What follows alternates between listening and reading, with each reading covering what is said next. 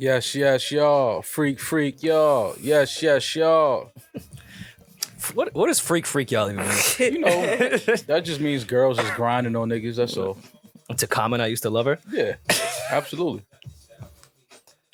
Baby D. Yes. Welcome back, Baby D. Thank you. We missed you. I definitely leaned when the beat dropped. You Mace said called what? that one. You said what? I leaned when the beat dropped. Did you? Yeah. Welcome to another episode of the new Rory and Maul. That's Rory. Hey. Oh, yeah, I forgot we have to do intros now. Hey, I'm Rory. And in context, I co-host the show. Oh, you have to give context. Yes. Hello, I am Maul. And along with that context, I am the co-host of the new Rory and Maul. Gotta welcome back Baby D. She's here. Baby Hello, D everyone. is back. How you feeling, Baby D?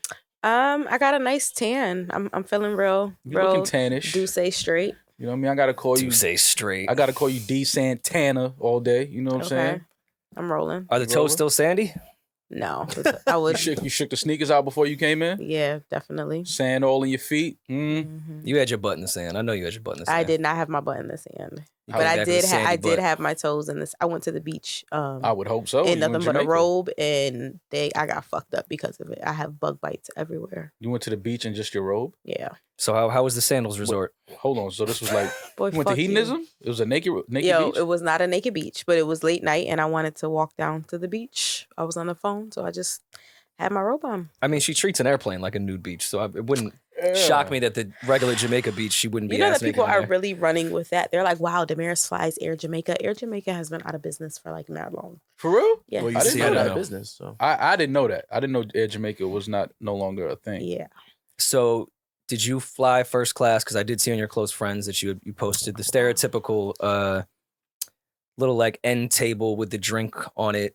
hmm I have a question. Handle my business, so I'm in business class shit. Like, yeah, I know. Handle my If I business. post something in close friends, why do you think that I would want it in front of our thousands and thousands? Oh, I don't of think you listeners? want it.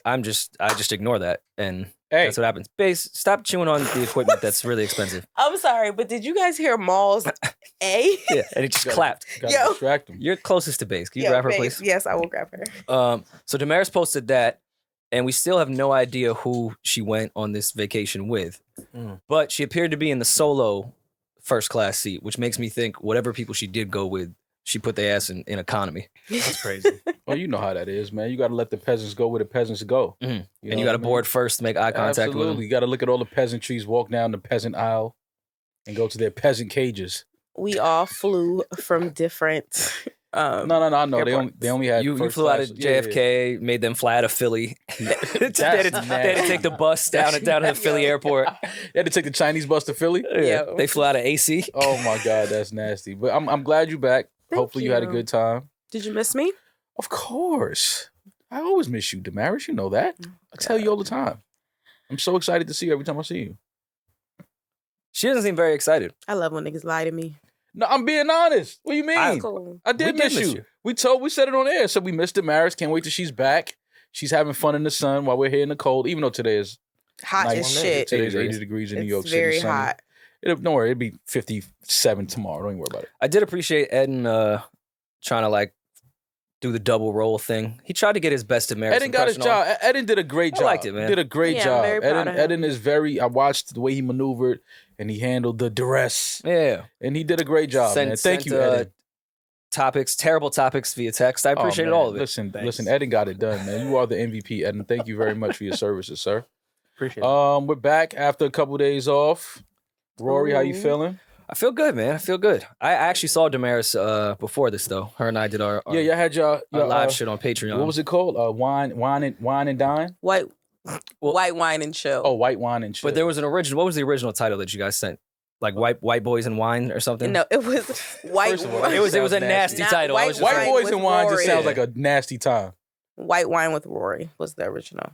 that just sounded That's a weird lot to of me. white. Yeah, I didn't like it. Yeah, this is white wine with Rory. Why don't you just Lack say- of melanin beverage and Rory. Yeah, you can't have white wine and Rory. That's too white. There's too much white going on. But yeah, we caught up before, so I have seen her. How was it? How was the white wine? You didn't watch it? That's no, I was unsupportive. It was yesterday, right? Or was it? It was Tuesday. 2 days ago. It was on Tuesday. I was Tuesday doing evening. something Tuesday. He was doing absolutely nothing. I What was. did you guys make? I was doing something Tuesday. Demaris and I made tacos. Wow. It's a nice little taco night. Okay. Got some good racist remarks about Eddin behind his back off. You know, Thank it was good. Come on, Eddin. I came in a little hot because everyone seemed to really love your cool weed Tuesdays smoke session with Maul. Yeah, I and the saw cool that. I didn't know what that was, but I was dying laughing. I was like, I don't even know what the fuck is going on over there, but all right, Rory, whatever. Because I came in like just on some humble intro shit of just like, Hey, you home? hey, You back, home. and I was like, I'm glad you guys enjoyed smoke session with Maul at the Astor Club with the Yeah. famous rappers and the cool cameos and getting the strands. Yeah. And then I thought I was just being humble and complimenting my co-host. Then the comments just start ringing off of just how much better it was than my Taco Tuesday.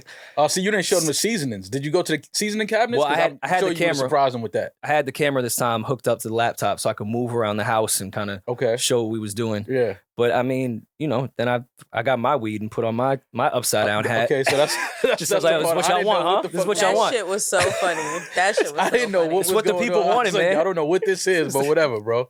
So y'all had a good time. It was cool. Yeah, we had a really good time. That's what's up, man. I got to come by one of the white wine and chills. Yeah, we should. Get a little vegan tacos. Oh You know, yeah, you get- it's the same. It's the you same had thing. me, then you lost me. Nah, because you could just get like some oyster mushrooms, fry those up. You know Well, what I'm saying? I made some guac and some pico from scratch, so you could have ate that with the yeah, chips. come on. See, there you go. Yeah. Come on, I can engage in Taco Tuesday. So maybe Tuesday it'll be Yeah, we vegan can have Taco the whole Tuesday. team over. Yeah, man. As long as they clean it up. Clean what up?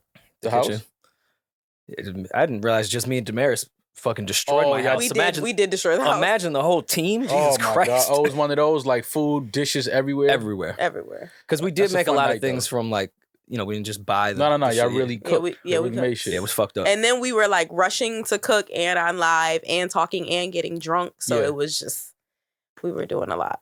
Well, I'm glad you had a good time. Yeah, I enjoyed it. I didn't do much with my 2 days off. Just did some more stuff around the crib. Did some shopping. I had to go to a funeral. Rest in peace, Mr. Lee, one of my favorite teachers growing up, passed away last week. So I went to pay my respects to his family yesterday. So I had to do that. So prayers, condolences to the Broughton family. Rest in peace, Mr. Lee. For sure. Yeah, man, and that was it. Watch some playoff basketball. You know, just chill. I get it. That's I get about it. Well, it was definitely a week to stay inside if you were in fucking New York City. I'll tell you that much. Yeah, the weather was a little trippy, huh? I meant the danger. Oh, It's yes. fucking crazy out here. Yes. Yeah. Condolences. We starting off with a lot of condolences to anybody that was affected by the subway shooting the other day in New York City. They did catch. Well, I can't even say they called him. He called the cops on himself. I guess he was tired of hiding and Conspiracy. conspiracy. I mean, I don't think it was him. All right. I Can we jump into conspiracy? Because no one passed, right? No. No one passed. No one passed. All right. So what? Number one, you're a terrible fucking shot. Yeah. Number two, prayers to the healing of everyone that was injured. Mhm.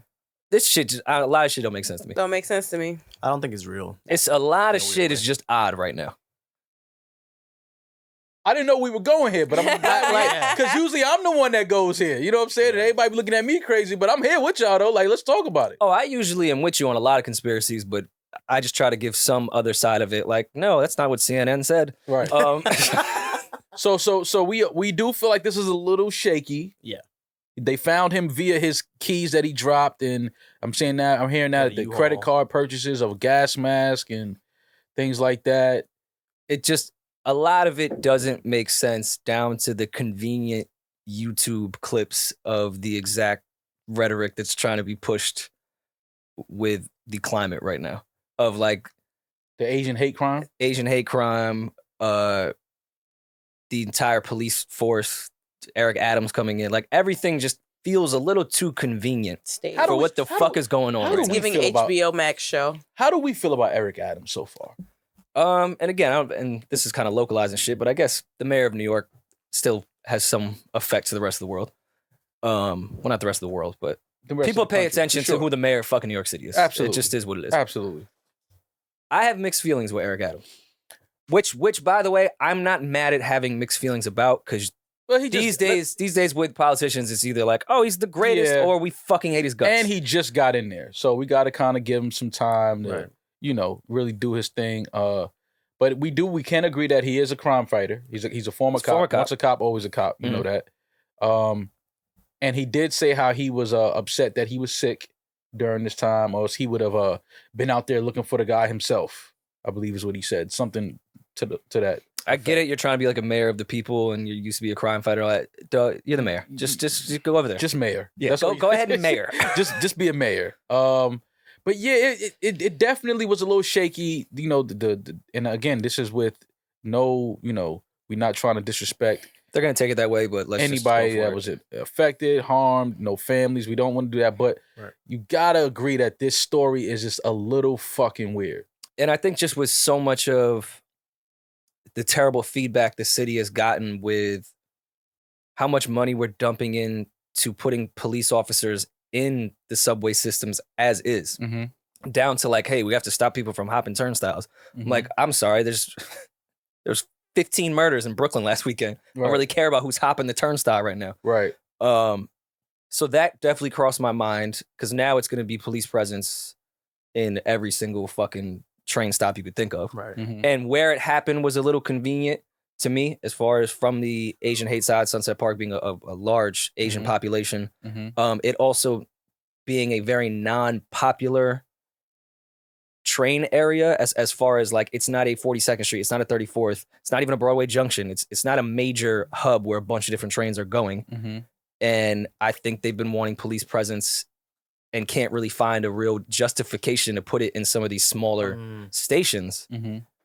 So had this happened in Times Square is always going to look like fucking Baghdad. Oh yeah, when some shit happens. It's always police in Times Square. We know that.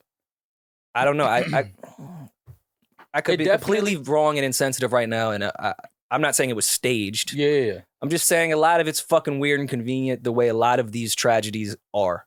There's always feels like there's a fucking perfect political shift when these things happen, and they happen at the right time. That's why, to me, you know, again, I'm with you on that. When the news came out, and you know, again, it was breaking news, so you had to wait for more developments and more pieces of the story and things like that.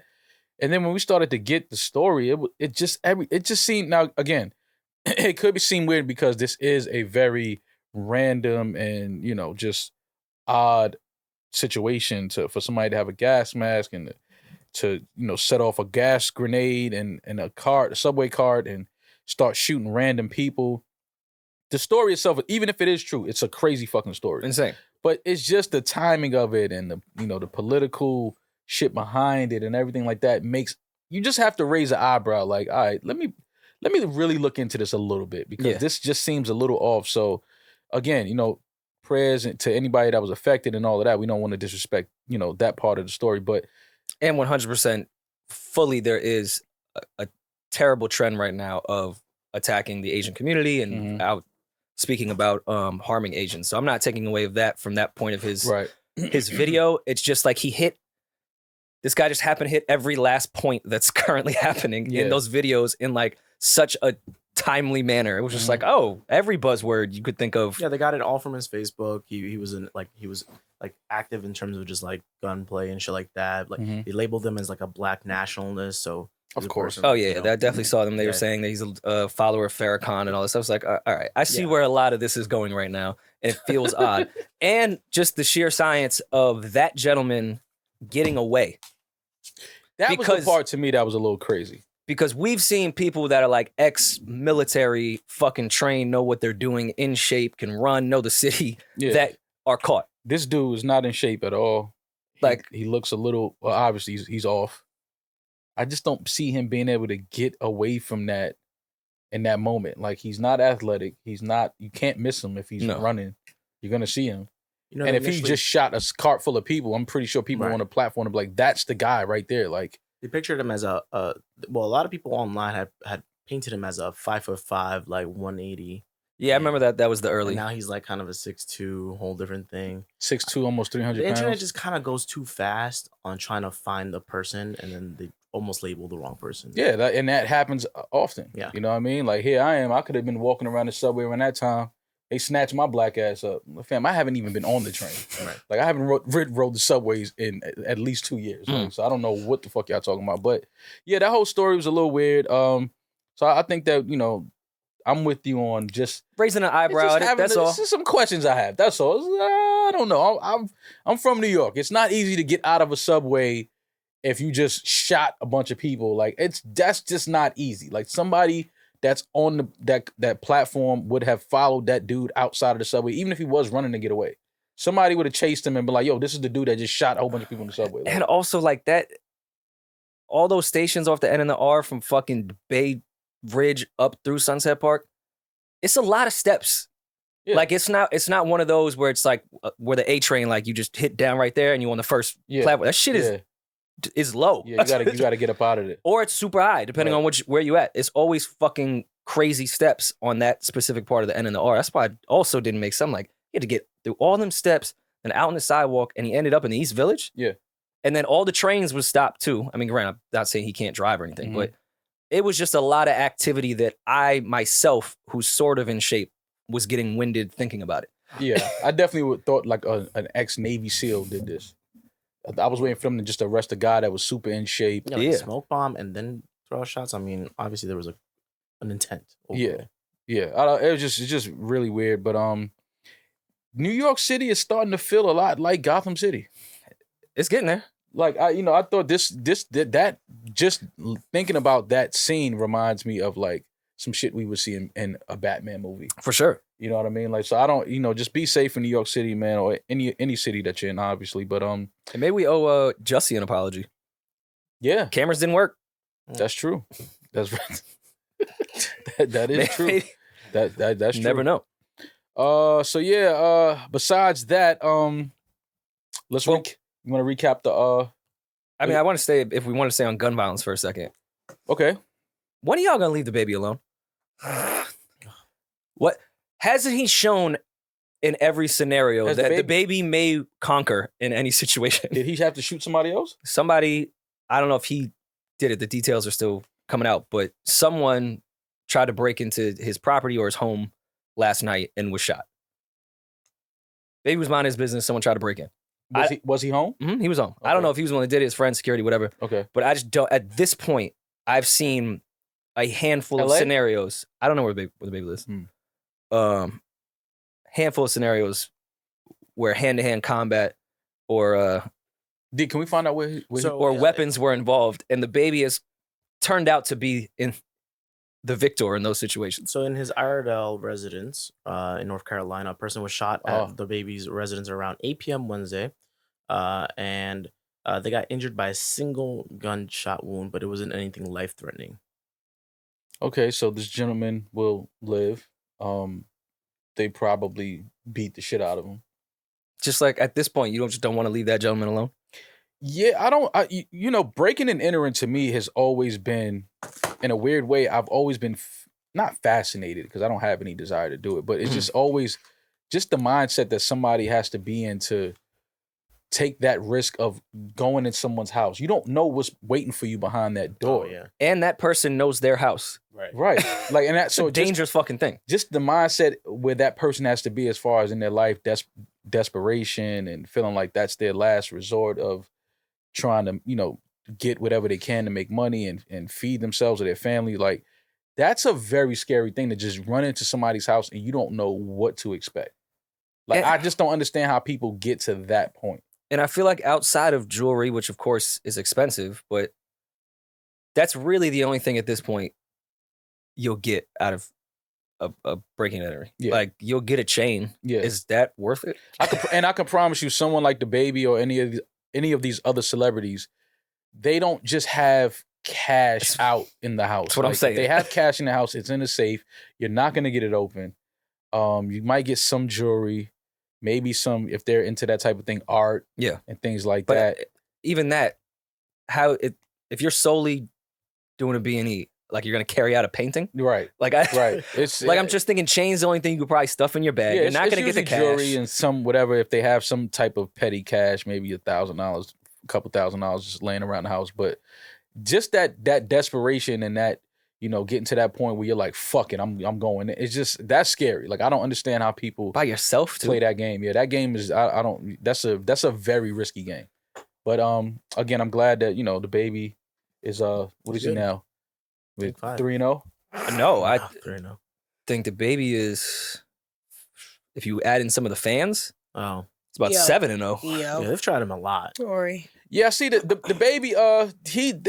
Listen. Early on, I thought the baby was a star. You know what I mean, and I liked the way his demeanor and things like that. He's been in the Made some mistakes. house. He's made some mistakes in the last few years. But the baby, I don't know if you noticed, but they're clearly trying to cancel you. Anything that you do, they're gonna try to get you out of here. I saw something where he was playing with his fans, and he's always been that type. If he sees some of his female fans out while he's out, he takes pictures with them, gives them hugs. He jumped on one girl like she was a bigger girl, and he jumped on and like she held him up like a baby. Like he does that because he's the baby. So something came out recently where I think they were saying that he was trying to kiss one of his female followers and female fans, and she kind of like moved out the way. I don't think he was really going to kiss her. I think he was just joking around with her, and they were trying to cancel him for that, saying that he was too aggressive and he was trying to kiss her in the mouth and this, that, and the third, and they were calling to cancel the baby another time. Clearly, they just want to cancel the baby. Like that's clear. That's it is what it is. So the baby, you're gonna have to just start. I know you love your female fans and you like to have fun with them, but it's people out here that are really, really trying to get you, bro. They really trying to cancel you and get you the fuck out of here. I don't want to see it happen, but just be careful, man. You might have to just keep it. Hey ladies, how y'all doing? Thank you, love you, and just keep it moving because they're gonna try to cancel any chance they get. Yeah, I mean, I would just stop paying attention to what his fans do in their free time, because that's what gets him in trouble. It's not his fans trying to cancel him commenting on what people are doing in their free time. Yeah, his fans are not trying to cancel him. It's it's the people that want to see him cancel trying to cancel him. But yeah, man, I'm glad he's safe. I'm glad his friends and his family are safe. And to whoever broke into his house, I hope that hot wing settled you down and hot told wing. you. Yeah, sometimes you gotta put a hot wing in a nigga, sit him down, let him know, like, listen, don't do that again. Did you think this through, sir? Yeah, like just sit up in the hospital, you got one in your ass. I just feel like that wouldn't be. I'm sure the baby lives in a very affluent community. Absolutely. Just feel like maybe his house I would skip on my little B&E shit. Well, maybe what if the person didn't know? Imagine, it's an ill house. He probably just saw a car in the driveway. You break into this one, and then like, oh shit! It's the baby. It's the baby shit. Fam, listen, I don't suck no dick in no parking lot. I didn't know this was your house. I'm so sorry. I have all your albums. Yeah, still put one in him though, as he should. Off the strength, man. Get out my fucking house. You gotta let him know. I ain't gonna kill you, but I'm gonna shoot you, nigga. But that was the two things that I saw on the way here, where I was just like, man, I just wish they would leave him the fuck alone. Fans, you cannot climb the house of a celebrity just because you want to say hello. Especially one that has murdered someone in Walmart. Yeah. Like, just probably not the person that I would do that with. Just tweet him, DM him, whatever you got to do. Stay off their property. And the amount of issues he has just with parking, driveways, and what people are doing, I would just stay out of his. Right. That's really all. Right. I would get at. But what else? Did anything else happen in the news? You guys along with gun violence? Yesterday on Twitter, there's a whole spiel going on of a new release or a leaked release. Oh, of the leak? Mm-hmm. Oh, the Jack Harlow and Drake leak? Oh, yes. The Jack Harlow and Drake leak. I like it. Obviously, they spent some time. They were in Turks a few weeks ago. Mm-hmm. A couple pictures went viral. A couple videos went viral of Jack Harlow and Drake in Turks. And obviously, this was a song that I guess they recorded during their time down in Turks. When they were just donating money and working on music. That's all they were doing in Turks. That's all they were doing in Turks. They just wanted to catch a tan and shoot the shit. So we got a leak last night. Do we have it, Rory? I have it. Can we play it in context? Well, it's not out yet. So are we being assholes in that regard? I mean, it did leak. Maybe that shit is all over the internet. You don't be the asshole. Well, I mean, listen, guys, we were trying to get our Jack Harlow interview. I done seen some Instagram models with the lyrics as pick captions already. Well, that's because Jack and Drake sent that to them directly. That's okay. Yeah, those were some of it wasn't leaked. Some of the locals that were in Turks with them. The muse, if you will. Yeah. What inspired the record. Exactly. Or maybe they were there and engineered it. Right. You never know. It's Turks. So yeah, I heard it last night, listened to it a few times, and I like Jack Harlow. I really like Jack. I think he's super talented. I would have a issue with Drake though if I was Jack Harlow today. Why is that? Well, because if this song leaked as it stands right now, I don't think Jack Harlow wanted that to leak with his verse. You think he was working on going back and changing his verse? I'm thinking he was gonna go change his verse, add to it. Because Drake just, first of all, it's unfair to rap on a beat like that with Drake. Those open beats that's looped and just where Drake can just have random moments of thoughts and just keep going back in and laying like 5 bars. You're gonna lose, bro. You can't get on the track with Drake like that. You're gonna lose. That's what he does. That's his fadeaway on the bass line. Like he's not gonna miss. But do you do that purposely? Because I feel like Ross does that for Drake, where Ross is like, I'm gonna get smoked on this, but I'm gonna get an amazing Drake verse that everyone's gonna love, and it is my record, and I should want that. I get it. I understand, but you still gotta want to put. If I'm Jack, I gotta want to put some more on that though. Yeah, I have to. Like after hearing that, you have to be like, nah, I can't just leave my shit. Oh, I mean, if anything, since it leaked, I kind of have to leave my first verse because you guys heard it already. Then I look crazy. But it's at what, 4 minutes now? Mm-hmm. There might be a little guitar break, and I'm coming back in for another 60. Yeah, that's what I'm saying. I'm doing it. This is gonna be a 7-minute song. If I'm Jack Harlow, I got to get some more shit off on that because Drake was just talking that I don't care who he was talking to. I'm seeing the internet trying to decipher everything and break it down. Who did the internet say he was? Discussing? He mentioned a Daytona watch. He mentioned, oh, brother. Listen, I didn't think like Sometimes that. Sometimes I can just no, it could be, but it's not. It's not that big of a deal. I don't think it is, but you know how it is. The internet is going to do what they do, and they're going to turn nothing into something. So they did what they did. I didn't listen to it like that. I didn't think that Drake was talking to anybody in particular. I thought he was just talking his shit and letting everybody know, hey guys, I still have more money than you. I'm still like rapping better than you, and like I still sell more albums than you. I still stream more than all of y'all. I'm still that guy. I'm just like gambling off my laptop right now, playing roulette.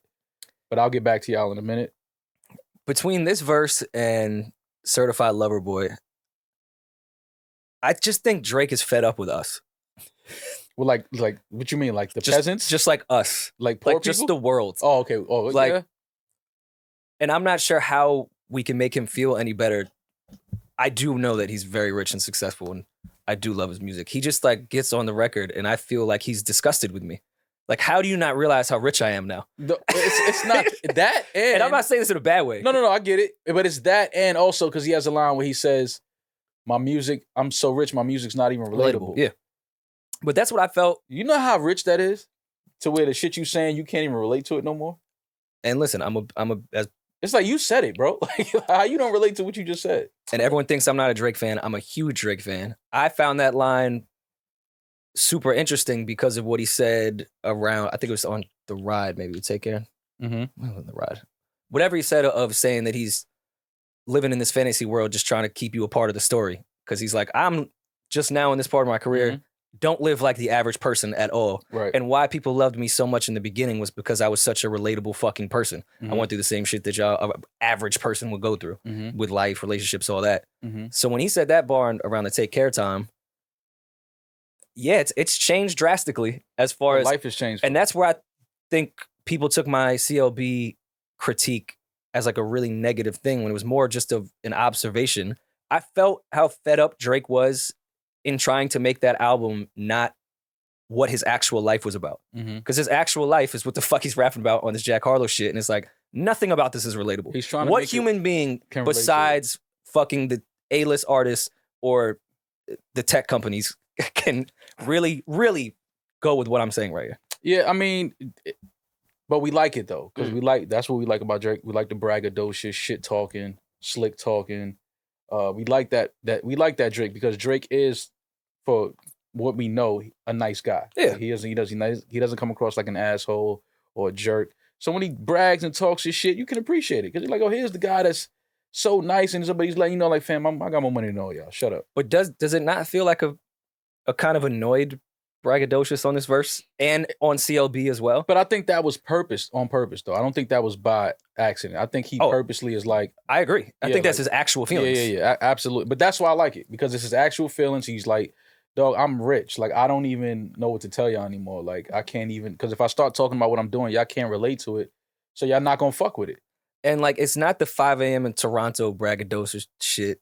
And like, it's not even really a debate anymore.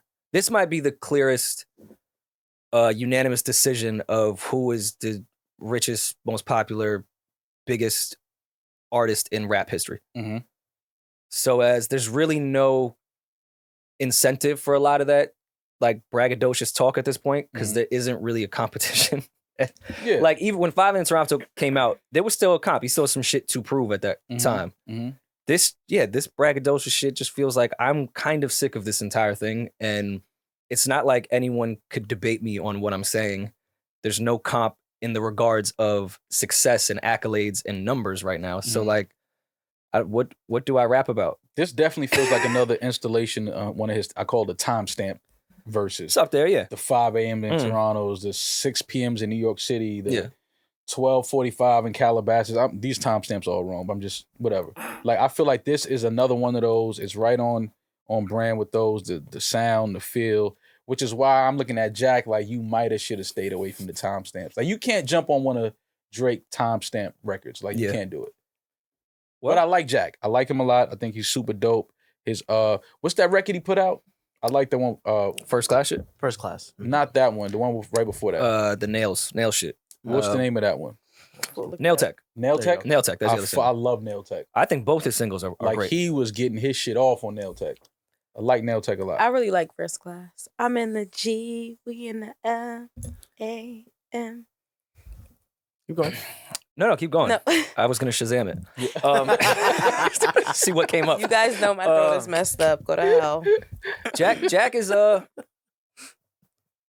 interesting. I don't think we've ever seen this in rap, and I don't know if I should be the one to say it. I mean, because of my face, but we've never seen a white rapper like this before. Like Jack Harlow? And what do you mean?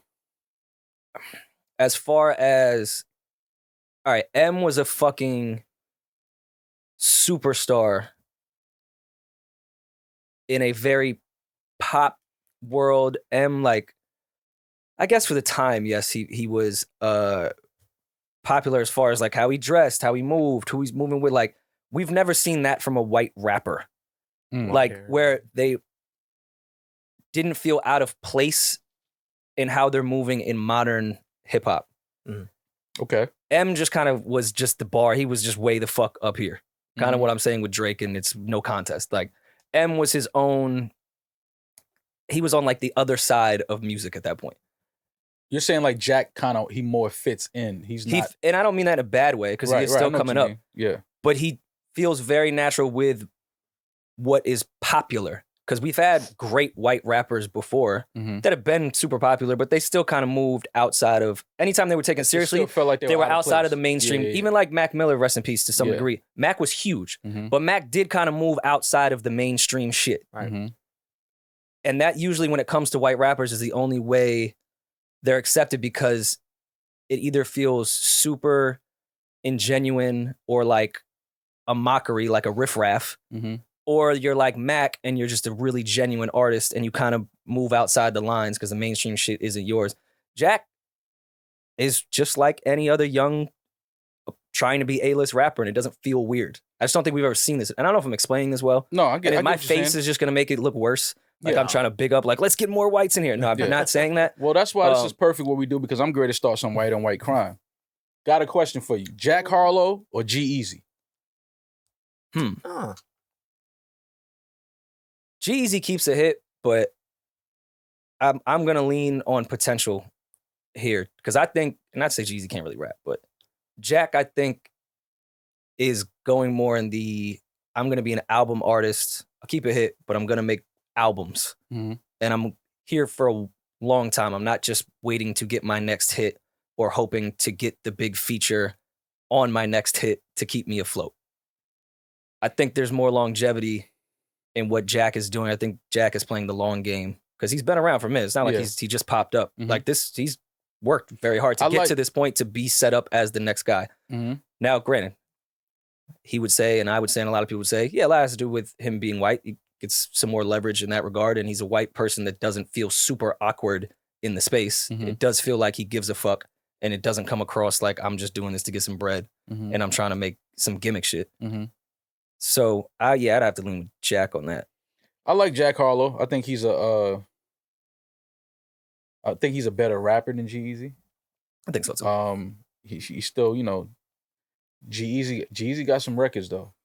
He's got hits. Yeah, he got some records. I just like I like what Jack Harlow is doing though. Like I like what I'm seeing from him, like what I'm hearing from him. Like he's moving right. You know what I mean? Like I like where his career is looking. Mhm. I like the way it's looking. This record with Drake though, I think he should have been like, yo, listen, we're gonna just say that verse for like something else. We're gonna do something else. We're gonna come back to that.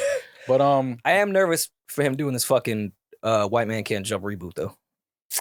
I'm just not into reboots. So and I feel like there's a lot of pressure. And I feel like White Man Can't Jump, like, do we need the other one's a classic. I don't know if we need to do this. Yeah, I don't.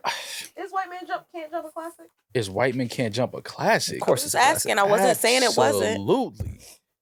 Instant classic. As soon as I saw that movie when I was a kid, I went to the park. That's how you know when a movie's a classic. Like you watch a movie and it's like a basketball movie or like a fight movie or something like that, like Rocky. When Rocky came out, you know what I'm saying? Everyone if you ain't go outside and try to if you ain't go outside and try to fight niggas, it wasn't a classic. White Man Can't Jump, definitely a classic. And it's the 30th anniversary too. So shout out to Woody Harrelson, Wesley Snipes, Rosie Perez on a classic movie. But yeah, Jack should have definitely deleted that verse. Disney Channel, Brink movie. You guys definitely tried to put on roller skates after that. You're too old. What was it called? Brink? It was on Disney Channel when I was a kid. They're rollerblading. It was Disney Channel originally. What were they doing on rollerblades? Just they was like doing the X Games shit. Yeah. And I remember a lot of people the next day was like trying to cop some roller skates to do stunts. Yeah, do 360s. Oh, yeah, nah. See, that's white boy shit. This was the whole community. No, everybody. Yeah. Really? Yeah. Because I know. Don't act like Tony Hawk ain't have everybody out here wilding. I did want to talk about his doc. Tony Hawk was skateboarding, huh? Didn't you have roller rinks in your youth? Yeah, I skate. I know how to skate. Yeah, but I didn't watch Brink and decide to go dust the skates off and go outside. Well, it was different type of skates too. It was rollerblades. It was like the incline shits. I never really liked rollerblades though. You like the disco kind of. Yeah, I like the 4 wheels. Give me the 4 like at even though point, rollerblading is 4 wheels, but like it's like the what do you call it? With Bee Gees. Oh wait, what? The what? Rollerblading is 4? Is it 4 or 3? I think it's 4 wheels on a rollerblade. Rollerblade is like the single line. Yeah, straight one. Yeah, it's like ice skating on concrete. More or less. Let's go rollerblading. Rollerblading? Mm-hmm. He's gonna stand you up. Yeah, definitely. That's why I asked. I'm not gonna rollerblade. I ride a bike while you rollerblade. You could add like a rope to your bike, and Demaris could just be behind you. Yo, we could do that. Yo, we gotta film that. You know what we should do, Rory? We should get like the 2-seater bikes and just roll through Central Park one day. I'm down. That's how we on tour. We should show up to every venue on a what are those things called? Yeah, I don't know. On stage. On stage? That's sick. That's nasty as fuck. Why not? Yeah, that's dope. Come up. Y'all gotta park it with the kickstand. Yo, no. Hell yeah. No. We could do a whole routine to get off the bike too. No, thank you. No, but we could definitely go to swing Central your Park. leg around over my head. What song do you guys ride into? Actually, we can't go to Central Park. We should ride the 2-seater bike like through like the hood. Also, it's as long as we Jamaica Ave. Well, Jamaica Ave's not really the hood anymore, but it's not. Don't tell me that. There's Starbucks, Chipotle. I had to run many nights on Jamaica Avenue just to get to the train station. The Coliseum block now is just like it's fucking Target. Oh yeah, once a Target show up, you're good. What? Unless you're the Target, then that's different. Listen, it's still Jamaica Ave. Don't get it twisted. But they have put a bunch of high-rise apartments over there. The Starbucks, Chipotle, every last thing you could think of. Okay. But it's still Jamaica Ave. Okay. I'm saying it wouldn't be the craziest shock. Now, if we want to bust a right down Merrick on that, we never want to bust a right on Merrick. Then it might be a little different. No. We don't keep. But going past the Collie block, man, they'd be like, oh, well, I guess it's officially gentrified. Oh man, yeah, I never saw Brink, but I did see Roll Bounce. I saw Roll Bounce. I think I saw. Once you've seen ATL, you've seen the best roller skating movie, I guess. It's probably up there. With ATL? ATL is far better than Roll Bounce. Oh yeah, yes. No. I'm talking about with Brink.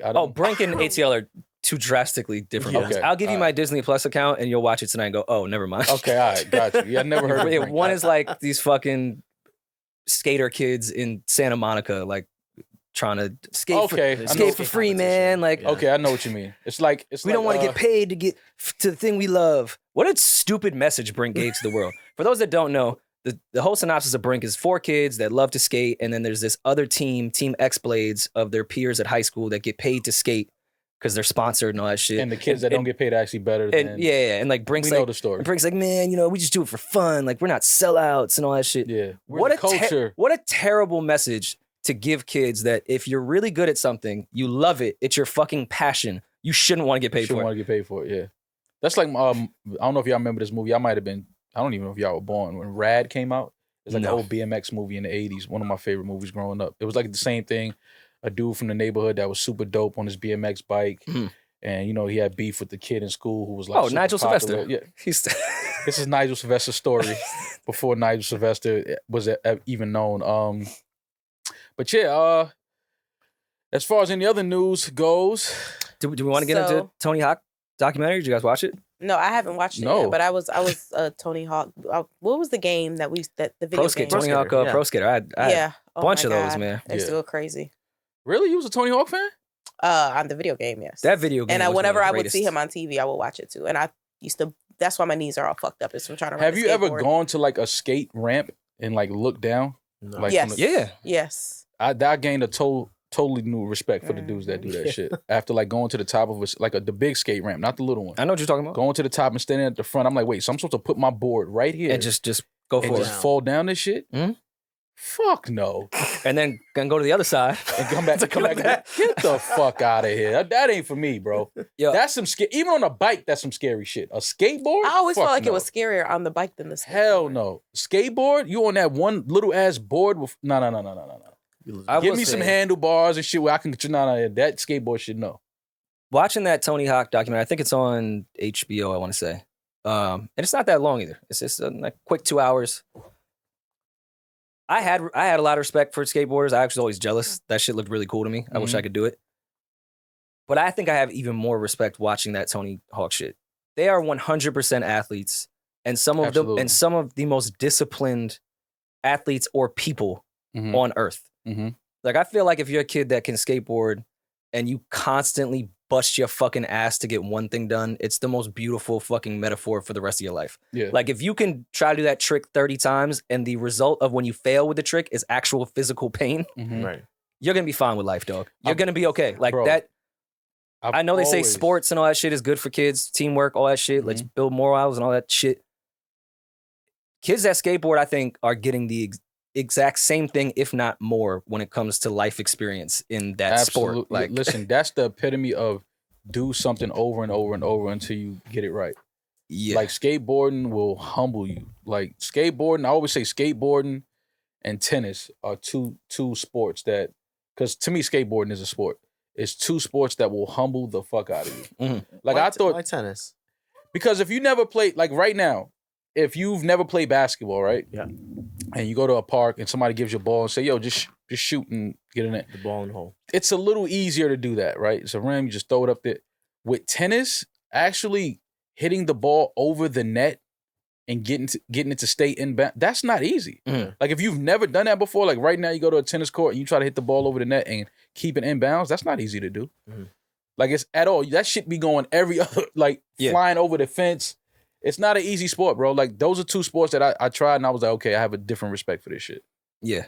But the Tony Hawk shit and just the entire, it's kind of the entire process of skateboarding from a business side as well, of like it being this insane craze when Tony Hawk was a kid, and then it going into the early 90s, and it was like everyone that thought they were going to be popular and got all this money in the late 80s was like, well, I guess I have to sell car insurance now because literally nobody gives a fuck about skateboarding. Mm-hmm. And I do remember when Tony Hawk was trying to do that 900 shit. I was young, but I remember watching that shit on TV. Yeah. I wasn't aware, because I was so young, how that specific moment completely changed the business of skateboarding. It became something. 2 360s plus a half. Yeah, so you spinning a lot. Yeah, it's 2 full spins. You think these kids spin the block? That motherfucker was spinning the whole ramp. Yeah, I remember that day. Of just how that brought the popularity back to it, whereas ESPN even wanted to air more skateboarding shit, and it created more stars. It wasn't just Tony. Like, that shit was a very interesting documentary, and I do recommend it. All right, well, let's see what else we got. I seen your man Elon's just offering pocket change from what he found under his couch cushion to get one of the biggest social he felt like networks of all time. He just felt like buying a new toy, and he woke up and just offered $43 billion. It's light. A little light change, $43 billion on an off day. He found out one of his jackets that he hadn't worn in a while. Like, oh shit, yeah, I didn't realize I had this in here. You know how E get down. How E get down. Elon Musk does it. Yeah, come on, man. Young Muskie. Elon Musk offered to buy Twitter for $54.20 a share, saying the social media company needs to be transformed privately. I invested in Twitter as I believe in its potential to be the platform for free speech around the globe, and I believe free speech is a societal imperative for a functioning democracy.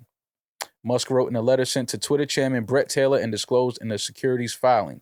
According to Musk, the social media company needs to go private because it can neither thrive nor serve free speech in its current state.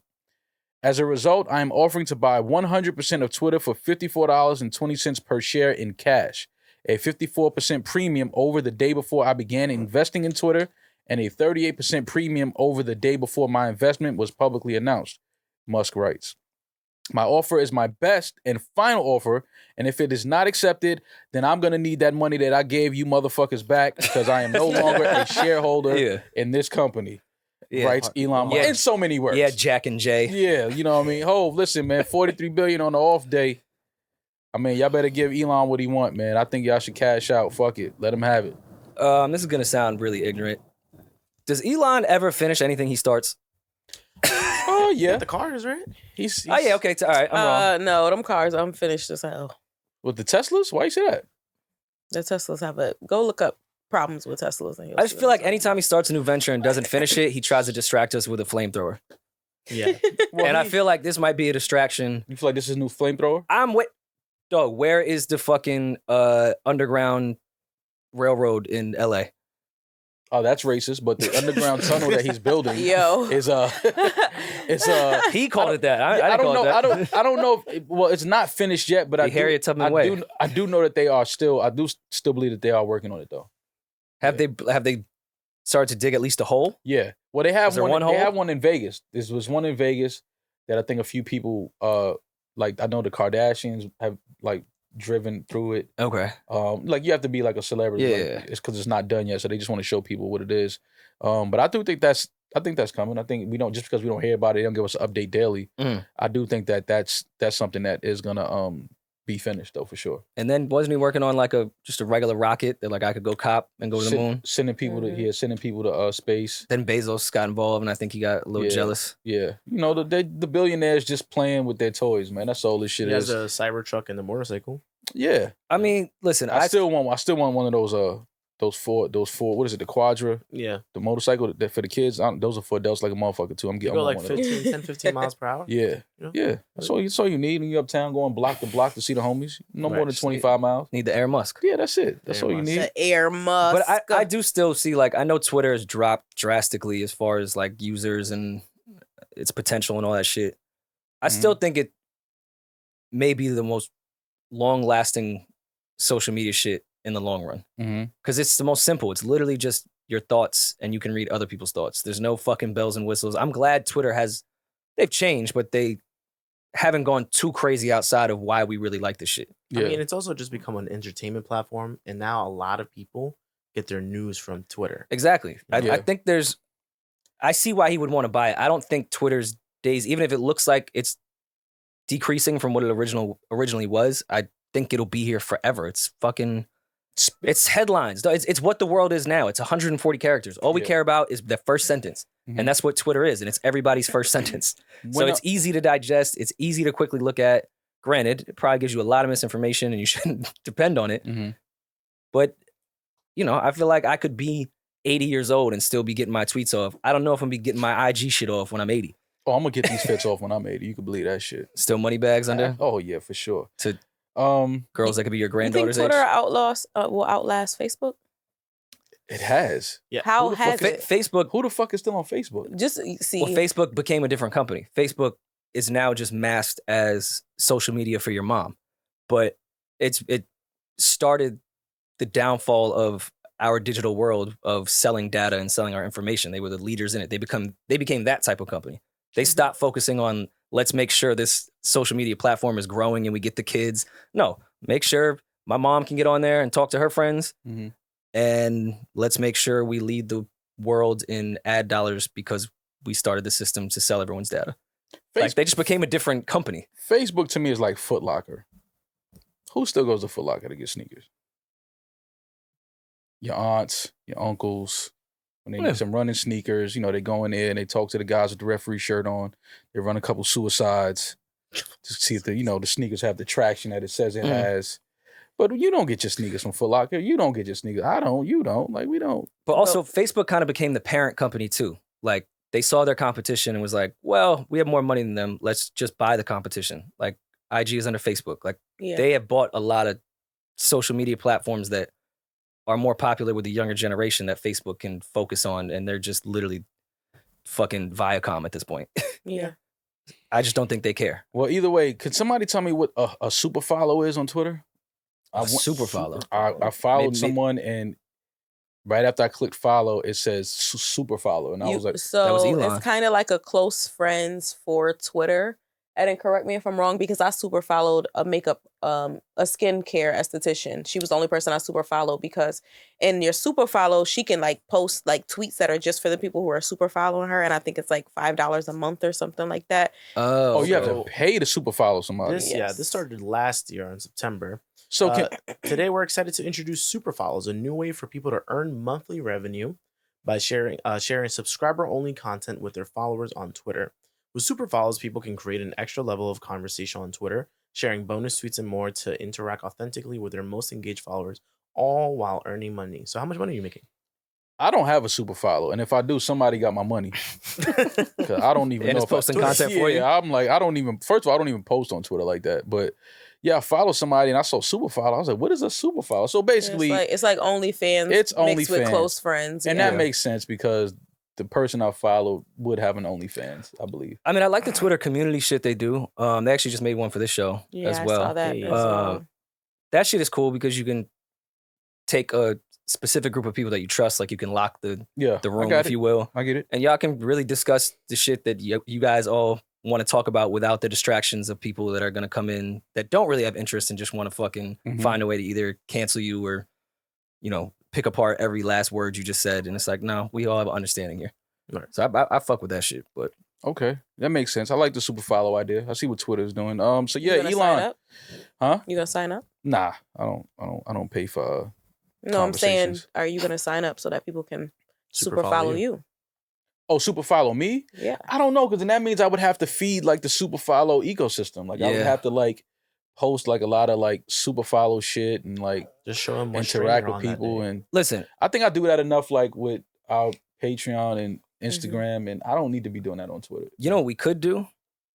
We should make, instead of like the new Rory and Maul super follow, we could make like 2012 Twitter follow. That's a super follow. Oh, and strong. We can like all pay $5. Doesn't even matter. We just all can tweet and feel safe the same way we did in 2012 on Twitter. And we could just go back to that Twitter under this umbrella. I would be on Twitter all day. Is there a way, so those super follows, there's no way for people to like screenshot and send that out to like. No, it probably is. Yeah. I just feel like then we're not most of the people. We're not safe. We can't do that. All right, then it has to be a very high price I'm point. about to say, listen, let's start that tonight. Because I'll go in there right off. I'll let one go immediately. In 2012, it'll feel like I'll retweet one of my old tweets. Yeah, it'll feel like 2008 all over again. Like, what? Are you kidding me?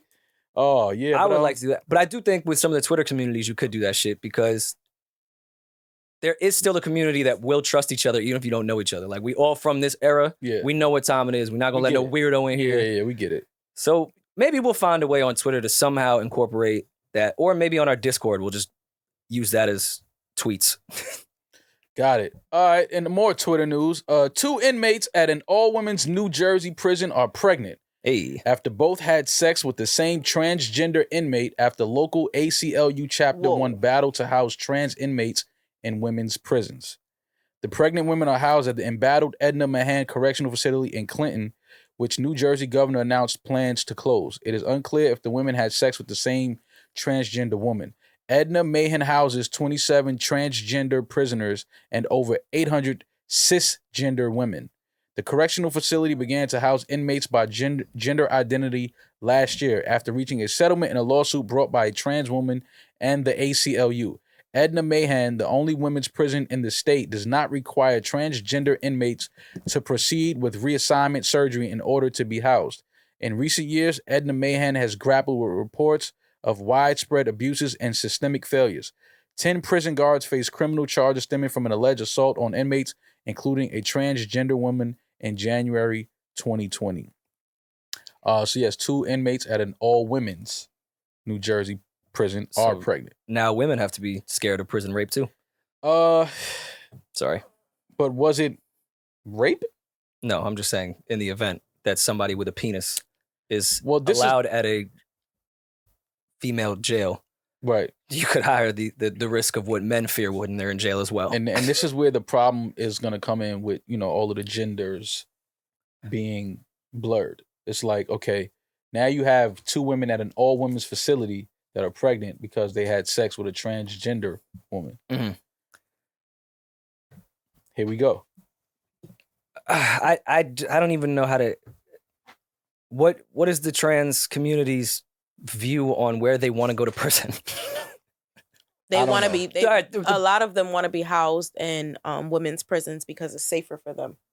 Okay, all right, I can totally see that. I can see a male jail not being the safest place for a transgender person. It's not the most progressive place in the prison system as far as what they think of non-straight people. Mm. So I guess I can see that, but this is also, now it could also turn into a fuck fest. So, listen, because we talked about this before, we love all people. We don't care about your sexual preference. We don't care about what you identify as. That's your prerogative. But we're going to have some fun with this topic. So, if me being a heterosexual man, say I commit a crime and I'm scared to go to a men's facility because I'm hearing that they just be beating motherfuckers up. Which is true. But, just like, I don't want to go in there. Can I identify as a woman and be sent to the woman's facility? That's like the best version of PC ever. Yeah, like, I mean, and I don't have to snitch? Yeah, like, I can identify as a woman to say, hey, listen, I'm a woman, and that edit is going to be crazy. That's okay. But do numbers for us, I identify... Don't tell me that me identifying as a woman is going to do numbers. It'll help us. I identify as a woman, and I would like to be housed in the woman's facility. It would be like... I couldn't afford to get any type of, surgery or procedure done. So I'm just like poor, but I do identify as a woman. I want to be a woman. Would I be able to be housed in a woman's facility? I think you would have to be taking hormones, if I'm not mistaken. Listen, I pop worse. That's prejudice. I have to be taking hormones to be housed in a woman's facility? Yeah. How is it prejudice? Because what if I don't want to take hormone pills yet, but I still identify as a woman? That is true. You could identify my as a time, woman my process. Yeah. That should be like when Chris and Neef went to the all-girls school in the Can't Stop, Won't Stop video. Yeah. That's what it would be like for prison for you. I'm going to go commit a crime. That's exactly what it would be like. That's what I'm asking, because it's like, yo, I identify as a woman. So what if I don't look? I identify as one. And the amount of bad bitches that are scamming? Front and white toes. At least small. Like, put some fucking effort in. White toes ain't that bad. You painted your nails before. Nah, but women have short haircuts. Okay. Especially before they go to prison. Yeah, like women have short natural hair. This is my natural look. I have my short natural hair going, natural curls. And you cannot comment on a woman that has not a lot of hair. Yeah. So look at you now. So I'm just Mrs. Rock. I'm just trying to figure it out. I'm just trying to figure it out. So if I ever run into the situation where, God forbid, I have to go do some prison time, I would like to be housed in the women's facility. And you got to think, too, the women prison systems aren't what they used to be. Because all these bad bitches on IG are scamming. They're credit card scamming. And they're going to jail. Mm-hmm. Like, I feel like some prison yards look like your timeline. Yo, imagine being in jail with JT. Me? Mm-hmm. Like, I'm in the facility with the women? Yeah. You and JT are cellmates. Oh, man. Careful, because Uzi was going to smack you. I didn't even say nothing. I just laughed. I said, oh, man. Like, don't say old man about Uzi girl. No, I mean, JT might smack you. She might smash me. Smack. I said smack, but... Oh. No, I mean, listen, I identify as a woman if I get locked up. Just I'm saying it publicly so everybody knows. If I get arrested and have to do time, please house me in the women's facility because I now identify as a woman. I understand. And I have a twin sister, so it's kind of like, I know how women think. I know how women like. I don't think that's how twins work, but I am an only child. Yeah, it does. We were in the same womb. I know when they're hungry. I know when they're upset. Like I can feel those things. But your sister's way nicer and cooler than you. Like I don't think there's very much in common. I mean, I still have men traits, yes, but I'm just saying I know. I'm like, okay, I identify with women. I know what they like. I know what they need. Let me know how that works in the court system when you say, "Hey, Yana, I got a twin." Yeah, and I identify as a woman. I identify as a woman. So yeah, we got. I don't know what that situation at the Mahan Correctional Facility in Clinton is gonna end up doing about that, but that's something that we got to look and keep an eye on. Listen, I don't know where are they at with sporting events. Has that been cleared up? Rory, are you dropping homie's your still album? kicking their ass. He's still winning all the swimming events. Yeah. Homie going nuts. He cleaning up. He ranked #1 now. She is cleaning up. She is cleaning up. I'm sorry. She is cleaning up. I'm sorry. And I call women homie. Yeah, that's the homie. She's cleaning Shorty up. going nuts over there. It's just see, this is why it's certain things you can't speak on only because it's like I feel like if I had like kids, if I had a daughter, I could really raise my opinion about this and go crazy. I mean, we talked about that on this already. I have a clear stance with that. No, like that.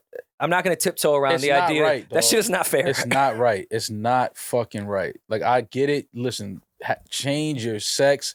Identify as whatever you want to identify as. That's your prerogative. But when you start talking about competing, and not only that, because after we spoke about that, I meant to bring it back up.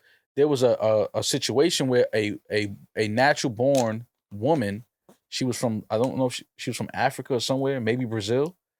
And it's very similar African. They were saying that she had way too many.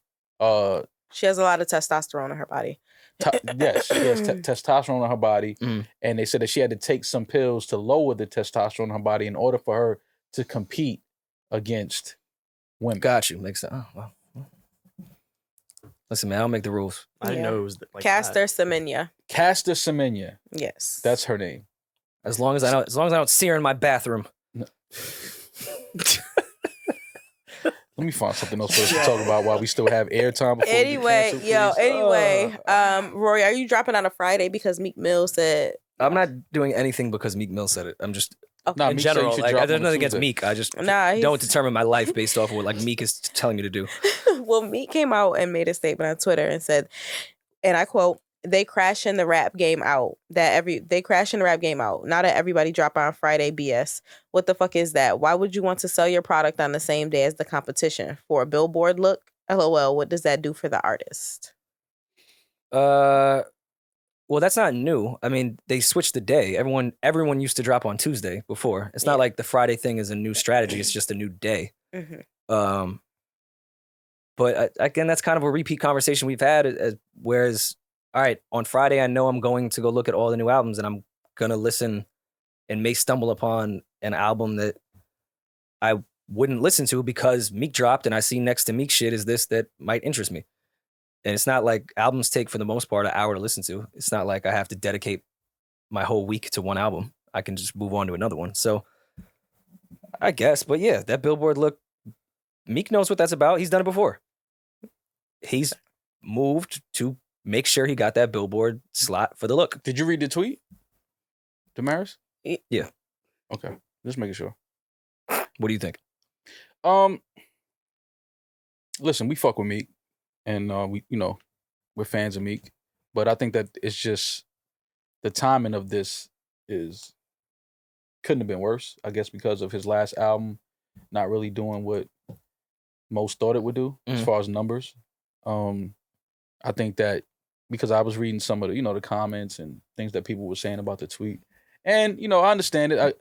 Now don't get it wrong. I think that Meek has a point in what he's saying, like, why is everybody dropping on Friday? Mm-hmm. Like, basically, you could drop whenever you want to drop, things like that. But I think coming from Meek and, when he said, because what he said, we don't go off first week numbers.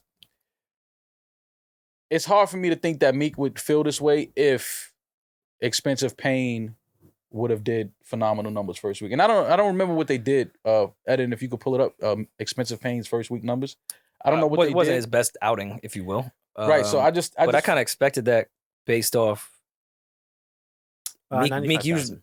rollout. 95,000 isn't bad. I mean, for Meek, that's 95,000 is fucking great. But I know with Meek, they was expecting him to do more than 95,000. Meek also has went into the last 3 albums with a pretty big single, if not 2 singles going into it. This one I felt like. And what did his album before that do? Eddin Championships? Championships did a lot though. He was going in with that Drake single, Jay-Z feature. Like there was a lot of momentum around that album. So this is why the fans were kind of giving him some shit because they're like, dog, you can't. Now all of a sudden first week numbers don't matter because your last album's first week numbers weren't that impressive. So its first week it did 42,000 from its pure album sales in the first week, but overall it did 229,000. Yeah, first week. That's fucking nuts. Yeah, that's crazy. So you know what I mean. So I think that's what it was. People were like, oh, you know, now you want to say numbers. We don't go off numbers, first week numbers, and all. Is that what he's saying though? Well, that's what he said. He said we don't go off first week numbers. Labels run that shit, and most of the numbers can be fake. That's true. Most of the numbers be fake. You can clearly see all the artists that's killing shit. Focus on your brand and impact. So he's making sense. Focus on your brand, your impact. Don't really, pay attention to numbers. But I just think that the consensus is, oh, you're saying that because this last album, your first week numbers weren't that impressive as far as Meek's first week numbers go. Well, that's why artists I feel should never really do the number game like that unless you're Drake. Because we've seen no matter who the fuck it is, numbers will decline, no matter who the fuck you are. 50 had the craziest numbers ever. They eventually decline.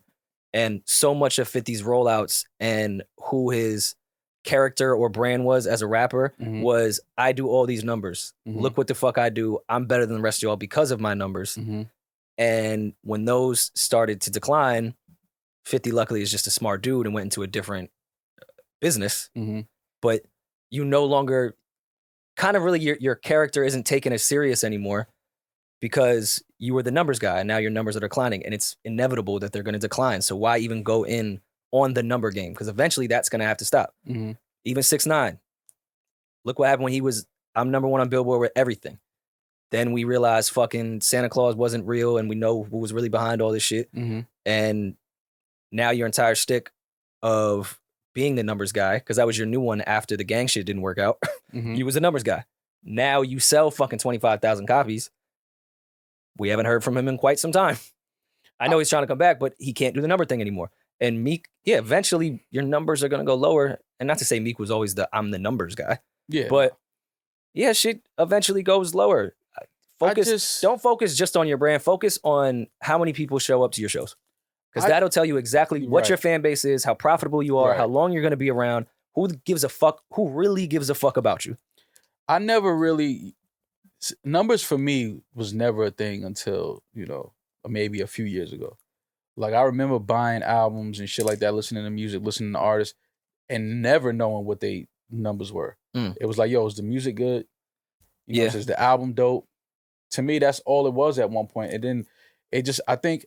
I think after Hov said men lie, women lie, numbers don't, I think that's when everybody started paying attention to numbers. Which is a lie, though. Because numbers definitely lie. Numbers lie. People be lying about the numbers. 100%. People lie about the numbers, exactly.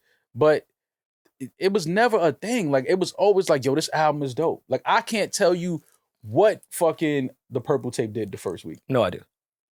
I can't tell you. I can't tell you what Bulletproof Wallace did the first week. I can't tell you what Supreme Clientele did. I don't know. I can't tell you what Life After Death did. I don't know. I have no idea what these albums did the first week. I do think though it's the kind of the catch-22 of it.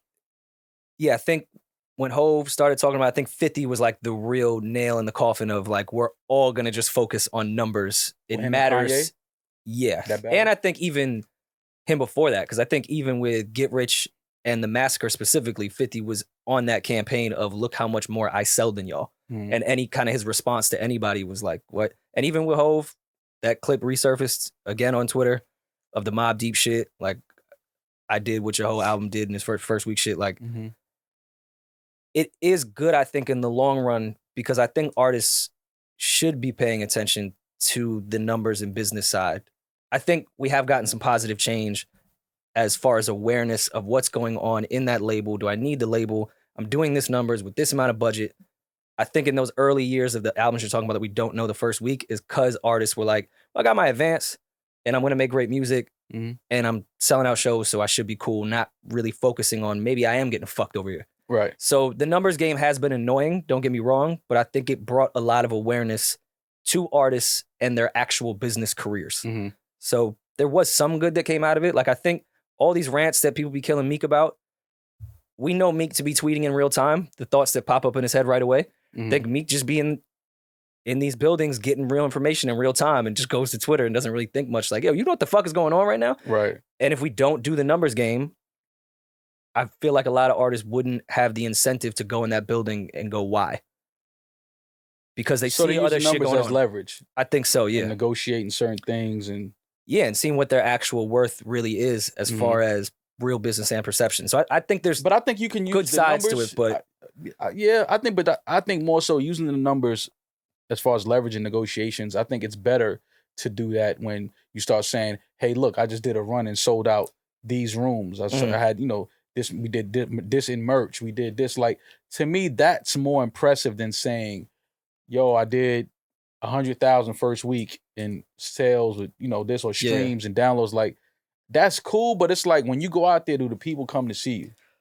yeah, and I mean that's why I give Cole and Ebe so much credit in the beginning of his career, whereas Columbia and Rock were like, "Hey, Cole, you have no single, nothing is sticking." Mm-hmm. Your counterparts, Wale has a hit single, Drake has a hit single, Big Sean has a hit single, he has a song with fucking Nicki Minaj. Like, what are we doing here? Mm-hmm. And Cole and Ebe are like, I have not left the road. I've sold out every big or small market I've touched. Mm-hmm. I don't know what game y'all are playing here with this perception number thing, but I'm okay, I promise. I don't need to do this forced hit single shit that y'all are trying to get me to compete with the numbers game and the radio game with them. So yeah, Cole, I just focused on the shows and realized I could make the music I want to make without having to compromise because I see physical people show up for me every time. And look where the fuck that's gotten them. Right. It's got them hit singles and real fucking fans. And a festival. That was dreamy. Right. Can we get a festival? I want a festival. Broccoli City is coming up. That's a good lineup. No, I mean like our own festival. Oh yeah, we've talked about it. Like having a bunch of podcasts, or just do have artists come out and perform type of shit. Yeah, like new artists.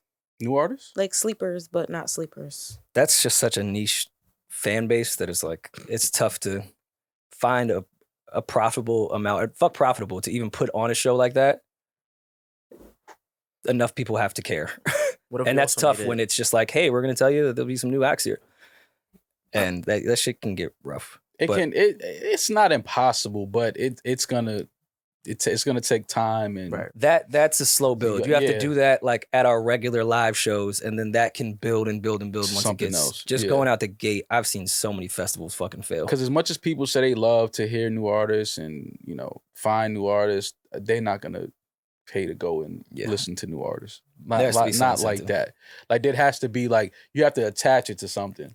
It has to be like, all right, we got 10 unsigned artists, but tonight fucking Kendrick is hit this. Yeah. Like it gotta be it's something like that. Like it gotta be something like that. Speaking of numbers, I saw that the Coy Leroy, I always say her name Leroy. Leroy. I like saying Leroy because it rhymes. You look like you went to school with Coy Leroy.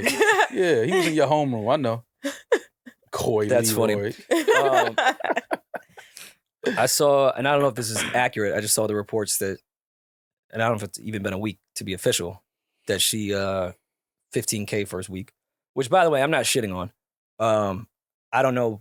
I won't call it a flop. I'm not sure. You're not shitting on it, but you're not shitting on it. Well, here's the thing. I don't know if she pulled favors on all those features.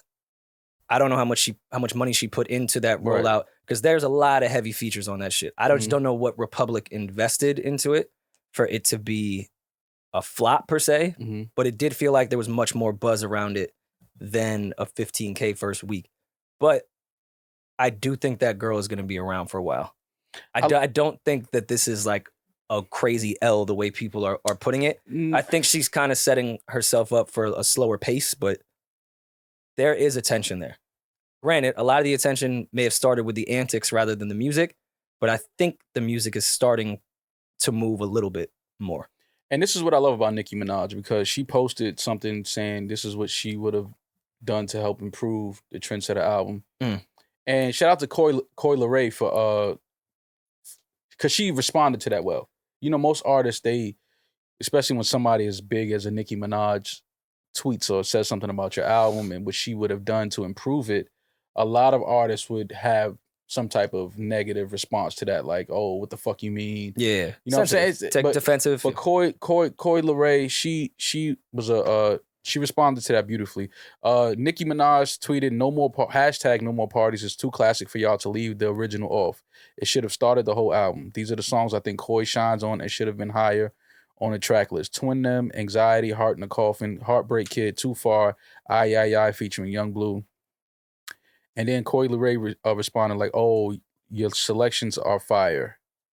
And yeah, I just thought that was dope for Nicki to just basically put that out there, like, yeah, you know what I mean? Just giving some constructive criticism coming from somebody who Coi Leray obviously looks up to. Shit. My only issue with that, if I was her, I would have texted her on the side like, "Why the fuck you ain't telling me this before I put it out?" Well, I mean, I know Nicki just saw the track list when it came out, but so it's like, you know, she just responded to that, but I just think that was dope of Nicki. Because Nicki is someone I would listen to when it comes to putting out a fucking album. Come on, obviously she's one of the goats, but I just like the fact that Coi Leray was open to that constructive criticism and she received that well. That was dope. Yeah, but again, I saw a tweet or something where they said Benzino laughed at the news coming out. But I saw it too, but I didn't know how real it was. Yeah, then he's saying that that's not his account. That he said he got hacked, whatever. He said he hasn't had that account in years, I think. He said that account was deactivated. That's the one I'm blocked on. That's probably why I didn't see it. Yeah. Yeah, I'm screaming. Yeah, he deactivated that account years ago or something like that. I hope that what Benzino is saying, I hope he's not laughing at his daughter's quote unquote flop of her first week album sales. Like they're working through their relationship, and unfortunately, because of his daughter's rising fame, all of this is being put into the media. But it's none of our business. I really hope they heal their relationship. Yeah. Because when I read that, I was like, I don't think Benzino would do that. I don't think he would publicly laugh at his daughter, even whatever their relationship may be at the moment. I mean, what I also would hope that Benzino wouldn't leak the fact that she was working on a Nicki feature too, but he did that. So I didn't hear the actual like audio of that. Well, he is the source. He was just reporting the news. Don't kill the messenger. Right. How many mics did he give his daughter's album? That's now that's what we need to find out. Hey, Benzino. How come she wasn't Unside Hype either? Yeah, like they dropped it. Look, God, it could have been a lot of shit around this album. Bring the source back for 1 week. That would have been dope. Yeah. Just for your daughter's album. See, now that's why you need to be in some of these meetings. Yeah. Because that's a fucking brilliant idea. That would have been like, you know what I'm saying? Like, that's why you're right. Brilliant idea. It's shit there that's stopping that type of bonding and that thinking from happening. It's a lot of other shit that's there. But either way, hopefully Benzino and his daughter, you know, reconcile and build their relationship, because daughters do need their fathers. So. We should do consulting.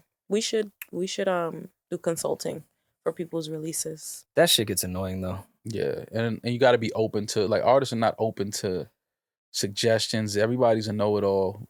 You know what I mean? And it's just like, that's why I really thought that the way Coi Leray, because I thought that we was going to get a whole new fake beef type of thing. I was like, oh, Jesus Christ, Nicki about to set this little girl.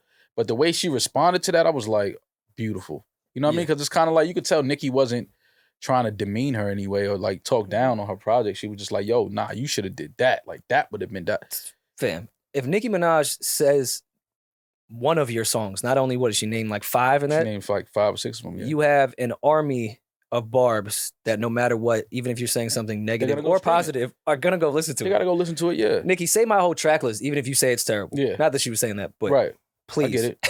They're gonna stream that shit.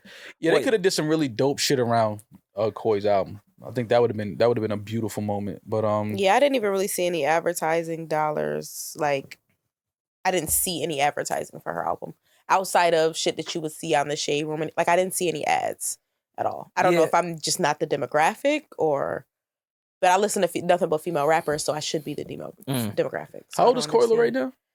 About 22? Probably somewhere around there. Around 24, 25. I think you looked that up. Really? 25? Thought she was younger than that. Solid 24 years old. 24, okay. Mm-hmm. She'll be all right. Yeah, definitely. And yeah, I don't think that Benzino shit, but people were also giving her shit because I think she was on the Breakfast Club, where, and no one really added tone and context to them killing her about this shit, but she was like, you know, I know I respect Pusha T and that you older people listen to Pusha T, but like the young generation is here. I don't like that the gatekeepers like only continue to listen to the shit that they liked growing up. Like we're here as well, which, yes, I get that. But at the same time, it's kind of why I hate hip hop's view on longevity. Mm-hmm. Like, do these younger artists not want to end up being the old artist? Like, I'm not saying that the quote unquote media gatekeepers should just talk about the Pusha T era of music, even though that age wise is more of the stuff they're drawn to. Mm-hmm. But that should make you happy as a young artist that there is longevity and that people at the age of 42 years old can put out a project and everyone give a fuck about it. Mm-hmm. So yeah, there can be space for both. I think like that we can still focus on the younger artists and care about them and big them up. But at the same time, yeah, I love that this genre has proven its longevity and that it can age. I don't think Koi doesn't want to be an artist that's around for a while, no? I think that, see, what happened, Rory, is the music business became a hustle. For sure. And, you know, y'all used to always kill me when I said it's easier to get on now than it's ever been. But it is. Like, you can literally upload your own album. Yeah. Put it right in the market space next to Beyonce. Well, I've agreed to get on is easier. Staying on, I think, is difficult. They don't want to stay on. It's a hustle. You get in and you get out. You get what you get out of it. You move on to the next hustle. But that's short-sighted hustling. Like, I think there is artists that have used this as a lick, but to get to the next lick, it was attached that way. Not let me just catch a lick and then die off and. Well, that's what I'm saying. That's my career. It's the only thing I know how to do. All right, well then you should probably keep making music. Yeah, but a lot of these artists now, they don't come into the music business with the idea of dominating for years and, you know, being relevant for years. They come in, what's my first week sales? I want to go on the road. I want to sell some merch. I want to get into TV, film. I want to do modeling. I want to do, you know, they want to get into all of these things, but they want to sell something. They want to sell makeup. They want to sell cookbooks. They want to sell bikinis. They want to, like, it's just a hustle. They want to sell stuff. They want to use what platforms are the biggest to get on to say, hey, look, I'm doing this, doing that, doing that. And now you have the music suffering because a lot of these artists are not real artists.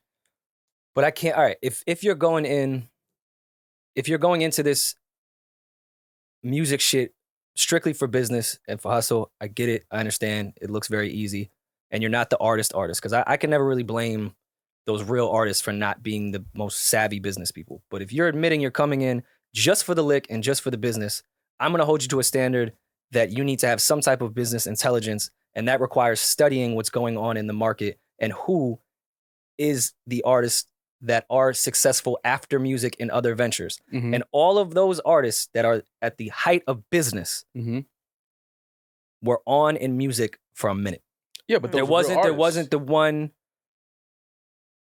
just the one quick, I got a hit single or I got one album or like I had a quick little run and now I'm this crazy business mogul. No, they leveraged their celebrity from being in music for a good amount of time to then move on to these crazy business ventures because they now have the leverage for that. So if you don't realize that, yet you say I'm here just for a lick and for business, I look at you goofy because you're not studying the market, not studying who's successful in it. You're not looking at your surroundings. You're not realizing how you can leverage the moment that you have right now. So, but if you say you're an artist, I can't really put that on you right away because you're an artist. But it's different now. It's a different part of the brain. See, it's different now because the way that people get on now, they leverage their social media platform. And then they say, oh, like, you should do some music. For sure. They start doing music. Like, oh, you should start acting. They start acting. Oh, you should sell makeup. You sell makeup. Oh, you should sell. Okay, let's look at Cardi. Look at Cardi. Cardi's a great fucking example of this. Mm-hmm. Cardi was a social media personality. Mm-hmm. We saw that, you know, women were starting to rap that had followings. Mm-hmm. Cardi put in her fucking early 1,000 hours with the mixtape shit. Caught one with Bodak Yellow. Mm-hmm. Put out an album that has stuck around for fucking years. She stayed super relevant with features with music. Of course, it helps when your husband is one of the biggest artists in the world as well. But she has stayed so relevant in music that has leveraged her to this business world that she is in and dominating respectfully in her right now. Rihanna put out fucking how many albums before getting a Fenty deal? Mm-hmm. Like, they were fixtures in music for a period of time. Mm-hmm. Not to say you can't just get a single and then start a business, but if you're using music as a way to get into business, look at the people that have been successful in business. They've stayed in music long enough to get the leverage and the following to matter in business. But Cardi was different because people fell in love with her first. Her personality. Sure. People loved her. She was the underdog. People were rooting but for her. that music hit. Oh no, the that music fucking hit. The music, and that's the thing. Like, she built a legit, people were rooting for her. People wanted to see Cardi win. Like, her story was super relatable to a lot of women, and her personality, people just loved. She was herself. She didn't have no filter. She didn't care. She knew she was ratchet. She embraced it and all of that. People loved that. And then it was like, okay, then she came with the music, and people was like, oh shit, the music is good. Like, she sounds great. Mm-hmm. And that's what did it, because we've seen thousands, and that's why I have to give Cardi so much credit. And you could say Atlantic helped a lot, all that bullshit. I don't care. We've seen 10,000 chicks. Of course they did. Yeah. They've seen 10,000 chicks on IG have a crazy personality that was relatable. It was a chick around the block. They were funny. Mm-hmm. They were, most people deemed attractive. Mm-hmm. Then they tried to rap too, or they tried to do another business, and it all fucking flopped. Mm-hmm. That's the same way I give Kim Kardashian credit. Because you know how many fucking women moved to LA and were just like, hey, I'm pretty, and did nothing with it? Yeah. So looking at that, we see what made Cardi stick around. Mm-hmm. There's plenty of women that are funny and attractive and relatable on the internet, but what stuck was that fucking music. Mm-hmm. And that's what got her to that place. Well, that's that Bronx hustle too, though. Bronx stripper hustle. It's a different... Big Bronx hustle. So I feel like music still is the number one thing if you're coming into the music business. The music has to be good. The music has to be strong. Yes, I agree. You have to be around for a minute too. Yeah. Like, and a minute these days could be 2 albums. That's a while right now. I can't think of one artist that we could tell was like, oh, you just came in here, caught a quick lick single that was on socials that turned into a big record, and now is some crazy business mogul that has nothing to do with music. Soulja Boy? Soulja Boy has been around. Well, Soulja Boy has been around forever. And delivered music-wise for years. Don't act like Kiss Me Through the Phone wasn't a hit and wasn't 10 years into his career. Bob. How long ago was that?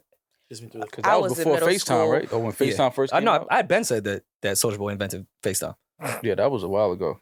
Kiss Me Through the Phone was 2008. 2008. Jesus Christ. But what I'm saying is, by Kiss Me Through the Phone, I think Soulja Boy already was like a business mogul. He already had businesses and stuff. Oh, for sure. No. Like, he continued to make music while being a business. Oh, yeah. No, absolutely. I'm just saying Soulja Boy, yes, he leveraged his music well and stayed relevant in music. Soulja Boy kept one, even if he wasn't doing albums all the time and was focused on other business shit that we weren't aware of at the time. Mm-hmm. He kept one. And what we were aware of at the time was the music. Mm-hmm. And that's what allowed him to leverage his community and fan base into these business ventures, because they were there and gave a fuck because he had been around for a minute. He had shown and proved, and we knew we can be a fan of this person because they're going to deliver. Mm-hmm. Now, if you just catch a single, fucking catch one single and then try to go to a legitimate business or start a legitimate business just based off of, hey, I think I just have a single for a second. These people are not going to give a fuck. Right. Until you show and prove and we get to fucking know you. You guys know best. So, there is still a realm of the one-hit wonder. Right. Mm-hmm. Now, do you guys say in terms of social media, do those last longer or shorter time? One hit wonders? Yeah. It's shorter now. You think so? Yeah, because music comes out every week now. Like, literally, like, there's a bunch of music that comes out every week. Like, you have artists that are like legit, like, iconic artists that will put an album out this week and in 5 weeks, nobody's talking about the album. And it'll be a good project. But so much album has come out, so much music has come out in those 5 weeks after, where it's kind of like, we don't really care about it until we get a tour from that artist for that album, or we get like a documentary around that album on Netflix or something, or, you know what I'm saying? It's like you don't really talk about it no more. And then now everybody is what I call their own DJ. Like an album comes out, you take what you like off that album, make your own playlist. You don't care. The radio doesn't even have impact like that no more because you don't even care about the radio. You get into your car, you connect to your Bluetooth, or you plug your aux in, play your own music. I think you'll have a little more spotlight as a one-hit wonder now. Not to say a spotlight with value. Who was the last one-hit wonder? I use a weird example because he's not a one-hit wonder. But there was a chance at the time that he could have been. I know what you're going to go to. Lil Nas X was just a social media guy that admitted he just tried some shit and it fucking worked. Loved it. And for a very long time, Lil Nas X had one song. Mm-hmm. For a very long time. And that shit lasted really fucking long. And he stayed relevant in that regard. He ended up not being one. But there could have been a chance that was a one-hit wonder for Lil Nas X. And that was because he had that, he just did that song for like a year and a half. Well, that song was he just happens to be really good at social media. Well, yeah, that too. But that song was so huge. It's like the label almost forces you. They put the writers and lock you in a room. Like we're getting an album tomorrow, more or less. Yes. I mean, a lot of writers in here. You could say happened when Bodak Yellow hit. Atlantic was like, all right, whoa, let's get all our resources. Absolutely, absolutely. Speaking of music and one-hit wonders, I don't know if any of these people are one-hit wonders, but there's a lot of music. Rihanna admits she has Rihanna's kept... one-hit wonder? No, that's wrong. Absolutely not. Rihanna admits she kept A$AP Rocky in the friend zone for a long time. We knew that. Rihanna sat down for a rare interview with Vogue in which she divulged intimate details about her pregnancy and relationship with A$AP Rocky. The couple announced they were expecting their first child together in January, but the Barbadian singer and A$AP Mob rapper were friends for a long time before they took their friendship to the next level. As Rihanna explained, it was an uphill battle for Rocky to become her romantic partner. That's right, Rocky, like Harlem's do it. You stick together and you stick to it. People don't... This is your... Did I say the last day was your last day here? People don't get out of the friend zone very easily with me, she said. And I certainly took a while to get over how much I know him and how much he knows me, because we also know how much trouble we can land each other in. Lord. So I read that we line. all been in relationships like that. All right. Was she saying like, all right, if we get romantic, if we stay friends, it's rare that our friendship is gonna end. We'll probably always be cool forever. Mm-hmm. But if we get in a relationship, better to be cool? If we get in a relationship and some shit goes left, this could get fucking messy. Yeah. Is that what you meant? Because that's how I interpreted it. Rihanna would listen, man, and I love Ree, but all she was doing was she knew when she wanted to. She liked Rocky, and she was like, "Yo, but not right now. Like we can't. You know what I'm saying? Like I'm doing my thing. Rihanna's Rihanna. When you a billionaire, you beautiful and." I don't think that was it. You got a bunch of boy toys everywhere. You play with them, you put them back when you feel like it. Like nobody can't call you a hoe because you're not fucking none of these niggas for their money. You got your own bag. It's kind of like, yo, get out of here. Like I had fun with you. We took a trip for a month. We dated for 2 months. Now it's like, get out of here. I don't know you anymore. And she always felt like she probably had a super soft spot for Rocky and was like, nah, he'll be the one that'll break my heart. This guy's me. I thought they dated before that though, they right? Did. They did. Yeah, that's what I thought. They dated, yeah. So and then he got friend zone after the date. Yeah, because it was kind of like, nah, you know, Rocky, that's that Harlem. You know, he probably, you know, Rocky, he probably was showing her different. And not only that, Rocky was keeping it probably super, like, authentic with her, like doing shit, like not the rich shit. Like, yeah, we know you got money and all that, but like, real cultural let's shit. have real fun. Let's do real shit. And once you tap into that part of a woman's psyche and mental, it's different. And she probably knew, like, yo, I'm not ready for that right now. Like, nah. But, you know, years later, you know, maybe, like so she said, uphill battle, like, fight for it. If you really love me and you really want to be with me, show me. So I got to salute Rocky for that because he wasn't fumbling that. No, sir. It gave me more, and I know you definitely been through this before, Rory, probably you too. When you know somebody and it's like y'all have like that chemistry and it's like, bro, this can go left.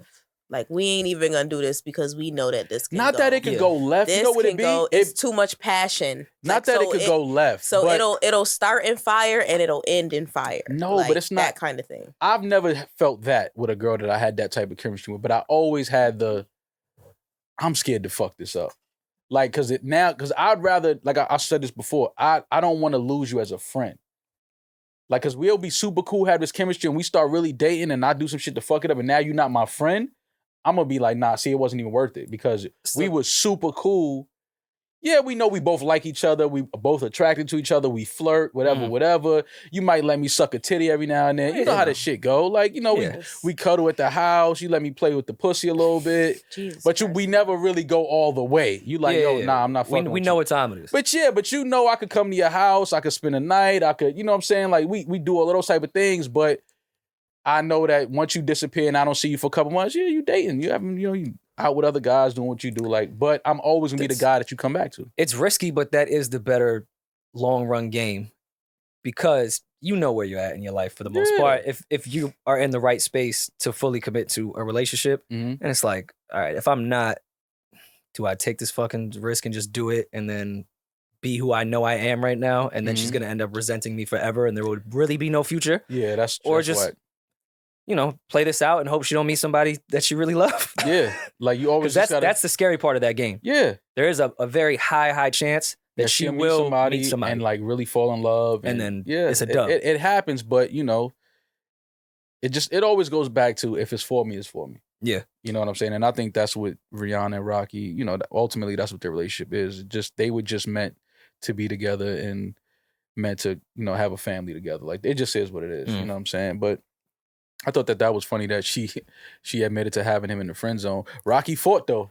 He fought his way out that motherfucker. He fought his way out that friend zone though. I respect it. No, I definitely respect it. Ice Cube is back. We spoke about him last episode. Reboot of Black and White? No, Ice Cube said Ice Cube wanted to buck black people dying in the first 15 minutes trend of movies. Like he said, he wanted to get rid of that. So. It was the 25-year anniversary of the movie Anaconda with Ice Cube and J-Lo last week. And Ice Cube said, when they asked me to do Anaconda, I said I'd do it only if my character lived and helped kill the snake. Before then, most black people in these type of movies are dead within the first 15 minutes. And just open the door for Samuel L. Jackson to get on that plane with the snakes. Listen, man, we laugh at Ice Cube and, we love him, but we laugh at him too. But that's dope, though. I think that if he did do that and was like, yo, listen, nah, man, let's kill that. All these horror movies with animals and things killing you, jumping out the bushes. The black guy always dies soon. I want to be the one at the end that's victorious too. Yeah, like let me be the one. So I do like the fact that Ice Cube, if that is indeed true, he said it. I promise you that original script had Cube dying. Oh, he was out first. He was out. The cameraman? Did he even get off the plane? He got off the boat. When they was in the swamps, I think that was in Brazil? I forgot. I think it was in Brazil. Long. But I'm saying the original script. He was dead. Oh yeah. Right he was the cameraman. For the documentary for them looking for the snake. You know he dies. Of course. Come on, man. But I thought that was dope that he stood up and was like, nah, man, fuck that. We not doing that. I'm not doing it. If y'all want me, give me a longer fucking script in this movie. So I like that. And more money. Period. Yeah, and more money. Basically, that's all that shit boils down to. Y'all know that LL Cool J was also another actor that made it through another horror movie kind of thing. Yeah, Deep Blue Sea. Right? Deep Blue Sea. Was that it? That's the name of the movie? I think that one, funny enough, is the one that Samuel L. Jackson died. Nah, Deep Blue Sea was one of... I used to watch that every time. Nah, that was LL Cool J. He was the chef on the boat, right? Yeah, he was the chef up north. He would have got left up north. Oh, you saw that one too? Oh, okay. But he knew the shark up north. Yo. Anyway, I'm... All right. Yo. Yo, man, I can't do this with y'all this week, I hate this job. LL has been in some sick movies, man. LL Cool J? Yeah. Deliver Us from Eva is such a good movie. It's so underrated. Deliver Us from Eva. Was that with Gabrielle? Yes. That was with Gabrielle? Yes. That movie was kind of... What was he? Was he like a mail truck driver or something? He was I think he was a chef too, catering, right? Yeah, I think so. Yeah, he was a chef. Does LL give chef vibes? Yeah, like what's up with LL? Yes. Oh, I know why. Because he don't have no facial hair, no bald head, so no hair falls into the food. And like those cool chef hats probably work well on his bald head. I get it. I get why they always the apron. I get why they trying to always make LL the chef. I get it. I understand. Shout out to LL. He was. I'm trying to think about other movies. He was in H2O, the Michael Myers movies. Halloween 20? Yeah, Halloween 20. I did not see LL in that. Into Deep. Into Deep. You ain't no cop, Jay Reed. Y'all don't even know nothing about God. Kingdom Come. Oh my God, Kingdom Come is one of the funniest fucking Kingdom movies. Come, is that what, is Chris Rock in it? No. No. Kingdom Come. Who was in that? Cedric, Anthony Anderson. Oh, I yeah, Anthony Anderson. Remember Jada? Got it. Yep. Was in it. Yep. LL Cool J was the first rap superstar. Yeah, it's probably true. A lot of people don't know that. LL Cool J, first rap superstar. Who would you say is the second one? The second rap superstar? This is Run like- DMC. Was the LL a superstar before Run was though? LL Cool J was the first artist, the first act signed to Def Jam. Yeah. Yeah, I'm just saying. I know him and No, Run LL were was the signed first- around the same time. I LL don't remember was who. the first rap superstar. He first. was taking his shirt off. Run DMC Mm. wasn't doing that. LL Well, taking his shirt off. You see, They you kept seen their all hats on and still they took see- their shoes off. You seen all the videos. You see how he was going crazy in his videos. They Oh, just for gave sure. us the timeline a couple weeks ago, like how crazy Listen, LL He was also going. has one of the most underrated Dirty Mac songs too. Because Hey Lover is a Dirty Mac. Oh, Hey song. Lovers is that an underrated Dirty Not Mac song? I think underrated, but- that makes. Yeah. I think it gets its accolades. Is of that Dirty what Mac. Boys to Men?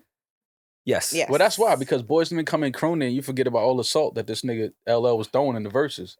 And like When Sean Stockman come in with the oohs and the ahs, it's like, oh, this shit got a it groove was to nasty, Dirty Mac. You know what I'm saying? Didn't But you LL? forget LL was spitting venom at niggas' chicks. It's like, yo, Spitting fam, that's my venom. girl, nigga. Like, Yeah, don't. She's not your lover. Yeah, like, that's my lady, nigga.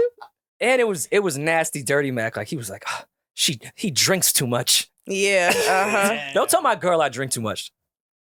What he said? He works too much. He Well, said Tonguing you down with vanilla ice. Don't put the before. Don't put the before the vanilla ice. Don't tell the before the Yo. flavor, LL. Don't do that.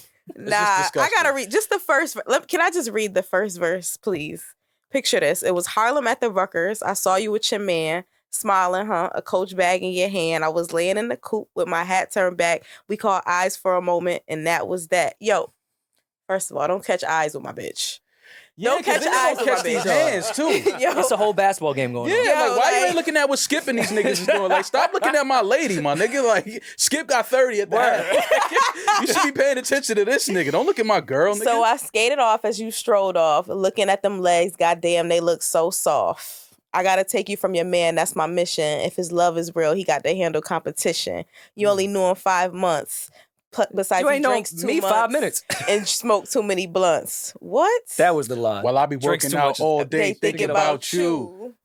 You just saw a What? girl. Don't be thinking about my girl while you on the incline, my nigga. Like, what's up with this nigga LL, yo? Yo, now that I think about it, the whole Hey Lover verse is just the description of the show The Ultimatum on Netflix right now. See, I gotta watch Like it. first so tell me. of all, you ain't know my girl but 5 fucking minutes. Shut You the still don't know shut the her. fuck up. He still don't know her. He saw her for 5 minutes. You don't know her. Listen, Tonguing man. you down with vanilla ice Nah, he cream. said, I see you at the bus stop waiting every day. Your man must think it's safe for you to travel that way. Nah. That's a dirty line. Yo, he gotta go. That's a dirty ass line. It'll work. Why on you me. see my girl every day at the bus stop though? Word. Why you? If And you first of all, you're from Queens. What the fuck you always in Harlem for? Yeah, and it's the express. Yo. She only got to wait 10 minutes like to get to her job. Like, I think it's unsafe it that you stops just right in creep front of her around building. fucking Harlem all day. Because if you're Yeah. not on the bus, why you see her at the bus stop all the he time? being a fucking creep. That's why. You nasty Creep just ass driving nigga. around Harlem following her, you fucking nasty. Yeah. That's why she's not safe. First She of all, got any people nigga- like you. Any nigga stalking that her. can roll one leg up on their jean, Yeah, that's rough. you a creep, my nigga. How you get that leg to stay up like that all day? Like, how you do that? a L? lot I of wanna- calf raises. we gotta He be get working out thinking about her. Yeah, we got Mad doing- calf raises. Yo, doing calf raises thinking about another man's girl. You know how crazy that is? He should be locked away. But I want to know how you know so much about me too. How you know I drink too much and smoke too many blunts? Yeah. You just saw me walking with my girl for 5 fucking minutes. And I wasn't smoking the Or drinking.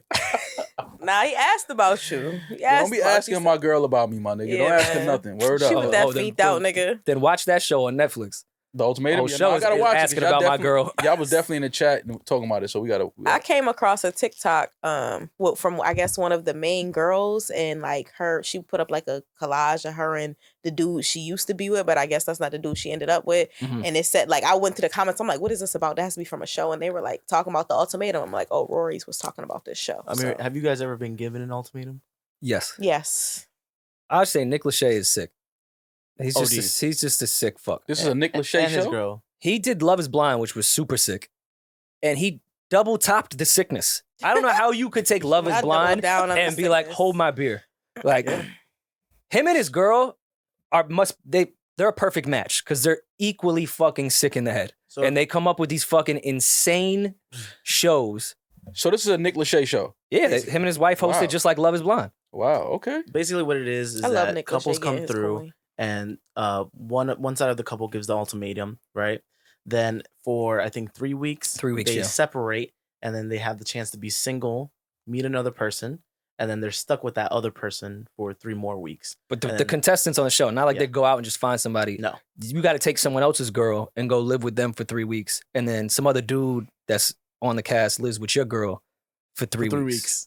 And you're watching this go on. Like, you're there while some dude's with your chick. So the fact that there is no fights on that show. Wait. Hold on. So you get to take my girl somewhere? Like, is this like all in the same property? Yeah, they live together in like these little fucking small apartments. Yeah. Okay, and you get to stay in this room with my girl for 3 weeks. It's about the apartments are smaller than this studio. Like for 3 weeks. For 3 weeks. Uh-huh. You guys are married for 3 weeks. And I'm watching all of this. And on top of that, it's like a accelerated relationship. Mm. So like, Shorty will take her new dude to go meet your father-in-law. Yeah. And meet the fam. Like, I would be sitting there not only mad at my girl, I'd be mad at like my potential in-laws. Like, you talking to this motherfucker? Like, I drink beers with you on Sunday and watch football, Dad. Yeah, so it's like, what are you doing right now? You're gonna disrespect me like that? You mad when you call your girl's pops dad? Like you gonna let him do that, Dad? Like, that's hilarious. Like, I bought you that shirt. Yeah. I took you to Polo. Yo. You don't remember those Giants tickets I got you? 50-yard line. It was me, not him. Yo, so you get to live with somebody's girl for 3 weeks in an apartment. I get to look at everything. So I can see if y'all kissing. Well, no, it's not like you have camp. Like, you could watch it. I mean, eventually you're going to watch the show and see it. Right. But so you don't see it real time? No, but you guys do activities around each other, and like you meet up. There's fellas' night out with the guy that's sleeping with your girl. Right. Like, potentially. Bro, this sounds just like a recipe for disaster. 100%. And you're also with a girl at that time too. And then they all link up and like. So I could be with your girl, you could be with my girl, type of thing. Yes, 100%. And we don't know what happened until we get together and watch the video. So then together? after the 3 weeks, the next step is you have to go back with your significant other and live for 3 weeks. And night one is, all right, man, so what happened? Oh my God. What y'all did in this bed? Yo, I have to watch. I'm so intrigued. I have to watch this. Yeah, I'm gonna watch it when I get home. Shit, Love is Blind. I haven't watched season 2, but I watched season 1. Equally as sick too. What is wrong with... Nick, bro, who thought that this would be a good idea to do this? We all thought Jessica Simpson was the problem, but I think we owe her an apology. I understand that she didn't know what tuna was, and like, I get it. Yeah, she thought tuna was chicken of the sea. She thought it was chicken from the sea, but Wait, I think the real problem was Nick. Yeah, now he's a sick fuck.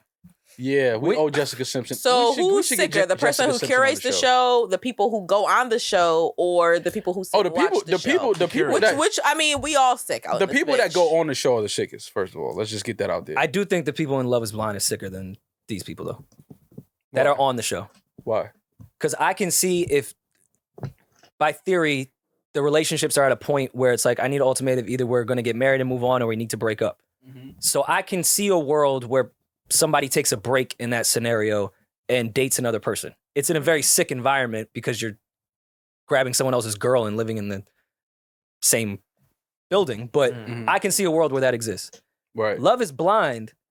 You get in a pod and you can't see the person and you date like 20 people.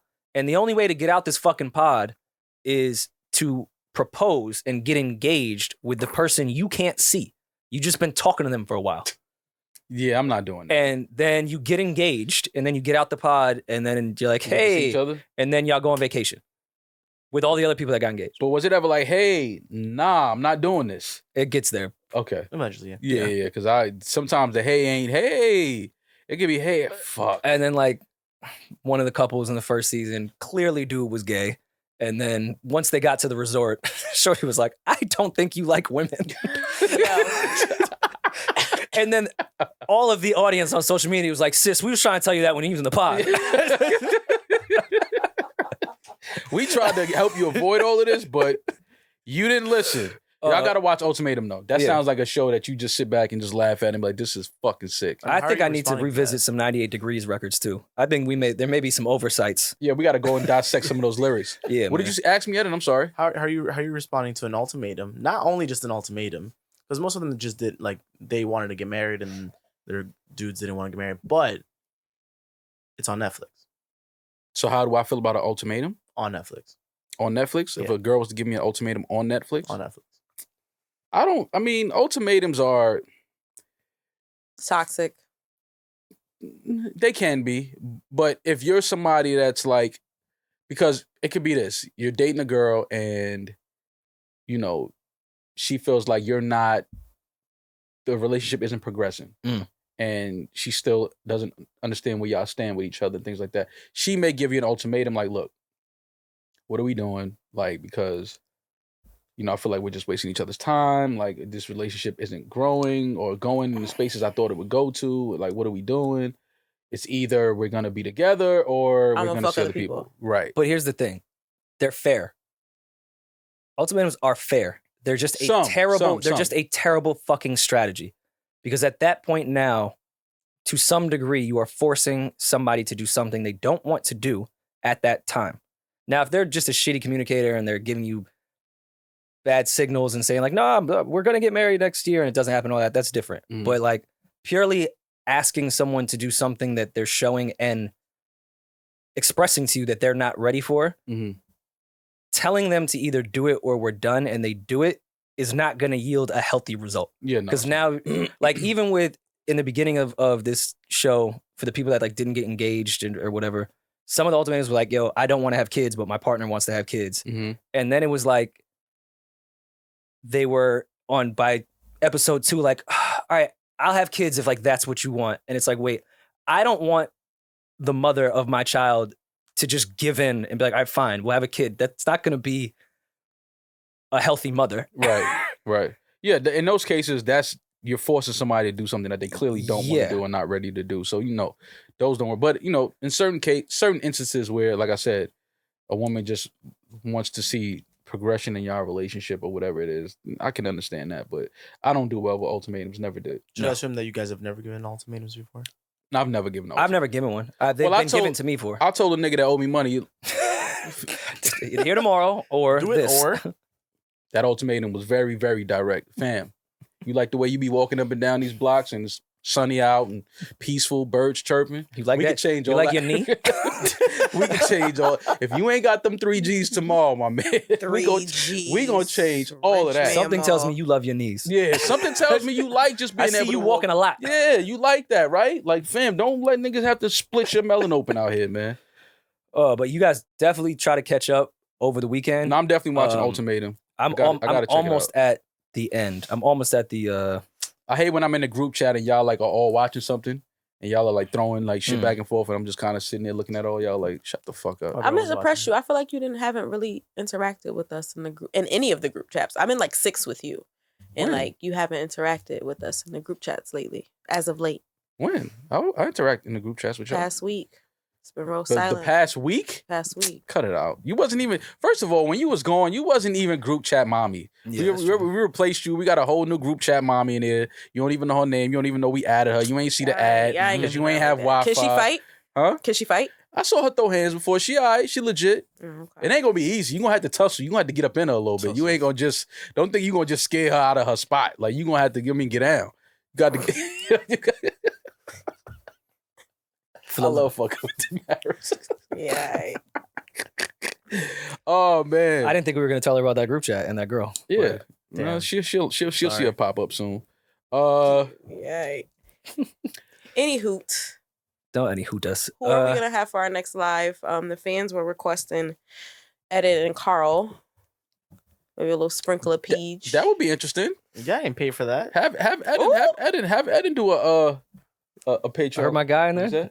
They ain't pay for that. No, as in like, why would you want that? Like, he's saying the fans didn't pay for that. I thought you were saying. I thought he was like, saying we didn't pay. You gotta pay. Yeah. Oh no, you ain't pay me to get.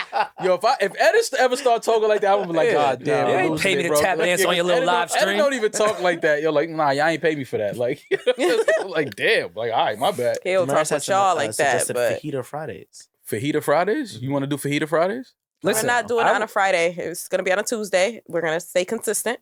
Tahita Fridays. I will open my house just to observe.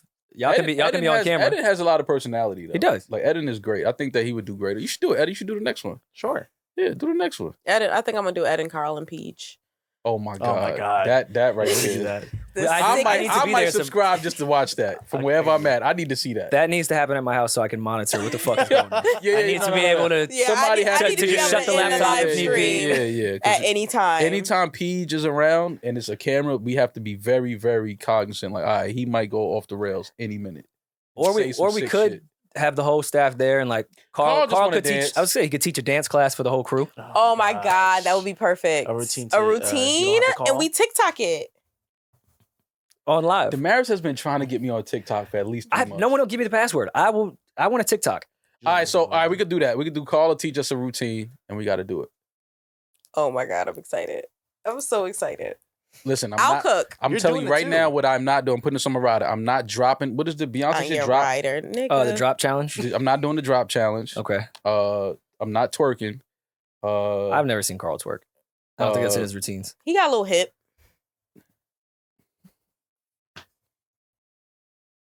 You know. Anyways, is there any more Okay, quick hit? What's any more gossipy shit we gotta hit? No, not at all. Actually, what do you Yeah. guys have coming up for the weekend? What do you plan on doing? I don't know, but I'm gonna be playing this ESTG and this 42 Doug album all fucking weekend. Nice. Oh, it's lit. I haven't heard it yet. Last one's left. ESTG 42 Doug. Listen, man, I don't go out as much as I used to. I don't do the strip clubs. I don't do the clubs like that. But I know they shaking ass Really? to Oh, I'm 42 Doug and excited. ESTG. I know they are. Because it's just that energy. They got Are they that shaking energy. ass, but like with the guns pointed? Because that's my Oh, it's favorite nothing kind but of music. gunplay. Oh, ESTG and 42 Doug will shoot the shit out you. Don't get it to it. Because Shivering. 42 Doug got a bar in there. He was like, yeah, bitches get it too. Like, yeah, we shoot bitches. I said, whoa, I'm a tax-paying citizen, sir. I can't, like... But I know what that energy is. It's letting you know, like, don't get it twisted, nigga. I mean, I've seen a lot of strippers with keloids in their legs, and I knew what it was. Yeah. But I just love the fact that their energy. I like that energy. The content is kind of like I'm in a whole another level now. I don't really Just hope it's entertainment purposes. just let it be entertainment purposes. Bless But me. the shit that they saying, them numbers is legit. They dropping numbers. I'm like, oh, these boys are still out there. so They still, He's not lying. Yeah, he's not. I You just have to do that to know that. I just checked last week. Them numbers is legit. Like, I know what it's The going numbers for. checked out? Oh my God. 42 was getting off. I said, oh, that nigga's still out there. Like, yo, shout out to 42 Doug and ESTG, man. did Last you one's guys left. review Fabio's Bible album? I was out, and when I was out, I absolutely did not listen to y'all. So Yeah, Yeah, we did. Yeah, we did. okay, good. Just Shout wanted out to make Bible Fabio. What sounded good Really in good Jamaica project. from the last stuff that came out? Sure. You said what? What sounded good in Jamaica from all the albums that came out? Because last Friday there was a lot, and you was overseas. You was out and bobbing. I was out. Shut up, Eddin. I was, in the strip club they were playing stuff, but I wasn't. I Really. bet that 42 Doug and ESTG was banging. I know it was. Nah, They actually. shaking ass to that album. Trust me. When we gonna go to the strip club so we can hear it? We gotta go to a real strip club, not them white strip clubs. Rory be at. Rory be at White Strip Club? That'd be a white strip club Sapphires? Sapphires isn't white, is on it? a Sunday night. I'm the only white person in there. Yeah. Okay, yeah, he does. That's a He told me to gentleman's. go on a Rory don't Sunday. go to gentlemen's clubs. Rory look like, and now coming to the stage, Yeah, of Diamond, course, man. Yeah. Diamond to the middle stage, sure. please. Diamond. And I get up when it's Diamond's turn. You be like, oh yes. You be Right standing on in time. front of the stage. She wasn't lying about her schedule. Oh, I like a chick that's on time. Rory walked through with a drink like, excuse me, Diamond on stage. Excuse me. Hey, D, it's me. Excuse Diamond me. is me. He goes get a front seat. Excuse me, Diamond's on stage. Excuse me. Reserved right over there. Yeah. Ew. A reserve I ain't been side a in front of starlet pussy in a is minute. disgusting. I haven't been to Starlets. I haven't been to Stars in a really long time. I need a good starlet's night. A good. Yeah, but the strippers don't be. It be the bartenders is pretty now. Oh, yeah, of I'm course. not throwing money at bartenders, bro. I just can't. No disrespect. I know a few bartenders. I love y'all. I I love used to y'all be a hustle. bartender, so don't be No, I love. disrespectful. Listen, I respect the hustle. That's one thing I'm never going to do is disrespect hustle. But I just can't like. I came up in Sin City, like for real. Like, when Sin City was Sin City, you could smack ass with $5. I come from that cloth. Like, Yeah. nigga, show your Nasty titty. cloth. You want this 5? Show your titty. I come from that. where the stage wasn't behind the bar. Yeah, like, you could be right up on her. Like, yo, pull that to the side. Let me see. Security can't see nothing. You can't really get topless in New York. So they're like, nah, security. Like, your security ain't even looking. You see your titties. You get it in. Never mind. Anyway. Yeah, but I just can't do the bartender thing. Like, I can't, I say what's up. I throw a couple singles on the bartenders. But I need the strippers to be pretty again and be sexy and dance. And you could tell when a stripper's always there to just pay like rent. Like her attitude, her energy is The New York different. strippers, they just vary. They do that one little leg move. Yeah, it's like, I understand, shorty, it's hard. I know it's hard out here. I know rent due and bills, kids, and all that. I understand, but you got to look enthusiastic when you come to work now. Yeah, I hate when strippers act like entitled 20-year-olds that work at Starbucks. Yeah. Like they treat you like shit or it's like, dog, I didn't give you this job. Yeah. Like at least treat it with some respect. Yeah, that's what I just can't subscribe to that culture. That's why I still love going to strip clubs in the South, things like that, because it's still, like you see the prettiest girl in the whole fucking county. As soon as she walk in the strip club, she make it wink for you. Like, and how did that switch? Oh yes, this is the energy I wanted. How did it switch from like the art of stripping outside of the dance shit was making you feel like she likes you? Like that was a big part of strippers. Like it has to feel like she actually likes me type shit. Now it's like I feel insecure. Like I wonder, like, does she hate me? It's because wondering if the stripper hates you is fucking like it's not. Because before it was like I wonder changed. if she likes me for me. Does she really like me? Or is this it's a game, and it always is. But that's the fun in the strip club of like you know she they has don't that. like you. Of course not. But she has that personality that's warm, and it's like, oh, she's lie cool. to me. Exactly. Now it's like they're upfront about it. Like I feel like I did something to her. Yo, give me your money. I'm like, well, bitch, at least pull a grip out on me. Like, you ain't gonna just get this $1,000 out of my head. You gotta rob me. Like men used to go to the strip club to feel wanted, right? Now I go there and feel insecure. Like, wow, none of these girls like me. They won't even look at me. Yeah, what the fuck? Not even. What part of the game? I can't pay the point of this place is to boost my ego. What the fuck? I can't now I feel worse. Women won't look at me. Yeah. Yo, listen, the strip club has men going, man, I gotta go back home to my wife. Yeah, that's a fact. Yo, that's a fact. Like, I'm screaming. going home. Fuck it. These women are brutal in here. Yeah, we need to bring back pretty strippers in New York City, though, man. You might find one or two here and there, but it was a time where, oh my God, I just remember walking in strip clubs and every girl was pretty. Every dancer was pretty. Now it's like, it's too impossible. It's like a bad spades hand. Because why go into the strip club when I can just go on Instagram when I'm pretty and post pretty pictures and sell pretty pussy in my DMs? Like, it's so much less work. I can do that. Yeah, that's what I'm saying. They got rid of. It's no more. It's direct. Was the middleman? Direct to consumer. It was direct to consumer because it's like, I got the money. Yeah, just come over here and sit directly right. Nah, it wasn't direct to consumer because they have to pay fees. Yeah, a little $100. Yeah, $100, and strip club was distribution. Now it's taxes, some kind of tax. Now they sell pussy off the iPhone. Yeah, remember how Jeezy was selling dope shit off the iPhone? Sell that clip right off the iPhone now. Which, in retrospect, with data overages and bad idea. The cops can just get your phone now. Yeah, that's all right. So the battle was out. Did the battle? We kind of shook up the culture. The culture. The culture remained unshook. Yeah, the culture is stable right now. Steadfast. We had our battle, Drake versus Wayne, on our Patreon. Subscribe to the Patreon if you haven't already. We have a lot of different ways we're gonna make fun of ourselves and absolutely fucking just get rid of all stereotypes that they have about us. For sure. Wait for our Tinder piece. But we dropped the Drake versus Wayne. We had our little battle. The people seem to love it. Yeah, I have to go through the comments to get some more scores, but I felt I started out strong. You did. I got a little rattled around the third quarter. Yeah, I mean, listen, bro. This is what it is. Drake is the biggest artist of his generation. It's hard for anybody to put their catalog in front of Drake's, but we have fun with it because it was an internal conversation. We go back and forth about it all the time. Who's the better rapper between Drake and Wayne? So we decided to finally just do it for the public, let them decide.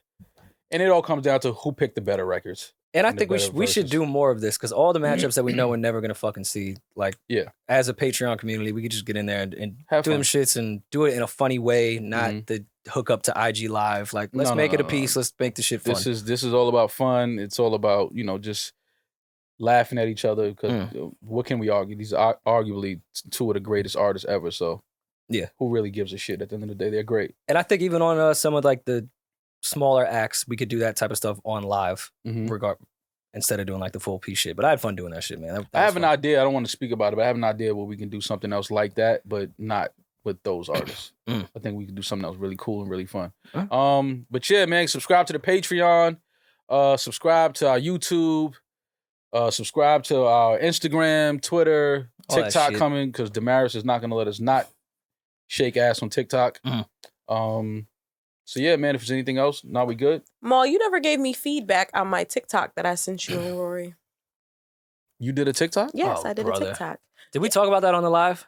Or did we talk about that off mic? I think we might have been off mic. You I can't texted to remember. me in the group chat? Yeah, you don't listen. Demaris- Don't even look. I sent it like months ago. Oh my God. That was Demaris shit was made it after to me our again. Saba interview. She made a TikTok of being a podcast producer, like a day in the life, because I guess that type of shit like works I out remember on that, TikTok, right? I Not to didn't say see Demaris that. isn't professional. I just feel like she left a lot out of her day. She looked literally like the most recorded- corporate, responsible human being. You was not on there trying to. I was like, where's when you Demaris. fell asleep in the hookah spot? Where's yeah, like that was a different day. Nah, That it was a day though. It was a day. It was a Okay, different day, but but it was a day in the okay, It life. was when you was producing. Yeah, it was a day in the life of you being a producer. I'm actually gonna have Eddin link it in so that the fans know what we're talking about. And Maul, I'll send it to you. Yeah, send it to me. I would love to see it. She looked But super professional, waking up when the sun rises, all the way taking it down at 9 Meditating. p.m. If you was on there meditating in the morning, listen, She was handwriting notes. She had a healthy breakfast. see, this is what I'm saying. It was- that was my day. Like, how are y'all gonna tell me how my day went? That was the day of our Saba interview, and I recorded it from the beginning She to might the have. end. She She might have did put it her at the ironing a hotel, blazer right? on there. I was not. Oh, you at the hotel. Okay, so she caught the sunset or the sunrise. All that. at the Mondrian. Yeah, Yeah, That's the one from here. Yeah, do one from here, from New York. When you be coming in here cursing at us and shit like that. Why you on post that? Like it was to the point towards the end of the night. She's like, then I called my parents. I donated to a charity. You Like- adopted a kid in Cambodia. Yeah, it was like so extra. I was like, wait, hold on. Such a full productive day. Where is twerking at highlight room? Yeah, like why wasn't none of that on there? That's the D I love. When you start throwing ass, I'm like, look at D. Well, I have to be very careful what I put in stuff like that because I can't out you guys and what you're doing. What do you mean? You be doing. We don't be doing We nothing. don't be doing shit. You What? took a vacation. Yeah. Rory and I I see haven't the been on narrative. That's vacation in getting paid. years. Your Like, TikTok was we haven't accurate to what Mo and I do. We go in pod and we come back to our hotel room. been- Yeah. Like wholesome men, gentlemen. yeah. Get the fuck He wasn't sure of our pronouns, so he got nervous. I didn't want to identify him as the wrong thing. Yeah. You know He what I mean? identifies as a woman. Exactly. As a kid. Yeah, like responsible young theys. Yeah. Yeah. Yeah. Get me? We are theys, all right? I identify as a they from now on. When they say they hating, it might be me. Yo. Maul, you can watch that off camera. Yeah, no, I'm gonna watch it off camera. I'm watching it off Everybody, camera. thank you so much for coming Listen, out. man, thank y'all for listening this week. We love Is y'all. Khaled transphobic? He always saying bad shit about they. Khaled, he might be, He's always saying all the bad things in the world is because of they. but is he lying? They don't want anything for us. They don't. Khaled, Hey, Khaled congrats. might be we didn't transphobic. even say congrats to Khaled on the For his- star. yeah, his Oh, yeah, Hollywood- congrats, Walk of man. Fame. Hollywood Walk of Fame. He has a Wait. star on the Hollywood Walk of Fame. Shout out to DJ Khaled, man. Like, Well deserved. well deserved, man. He the He's somebody best. who's literally come up from, the ground floor in this industry to where he is today. Inspirational, motivational, and he's always super positive. Never has. I don't know if Khaled has ever spoken bad about anybody. Just Tyler. Just Tyler. Yeah. He hated Tyler. He didn't think that He had deserved- one moment of weakness. It's okay. Yeah. I have plenty. No, that just. But you Khaled know just- what? That just let me know that Khaled. It's human. That I was liked the- it. Yeah, that was the one where it was like, all right, enough of this nice guy shit. He's Yeah. fucking trash. Hate that weirdo shit. I ain't hear that shit nowhere. Like, oh, I finally a love human. Khaled for that. I love Khaled for that. That was a human moment. I love Khaled for that. But shout out to DJ Khaled, Hollywood Walk of Fame, getting his star. That was super dope. Shouts to Hove and Diddy and Fat Joe for being there. Yeah, on I this love that special Fat day. Joe was there. Yeah, that was dope, man. So yeah, man, another week in the can. My brother Rory, good to see you as always. Ed and Demaris, thank you. We'll be back next week. Y'all be safe. Have a blessed weekend. I'm that nigga. He's just Ginger. Peace. No, warrior,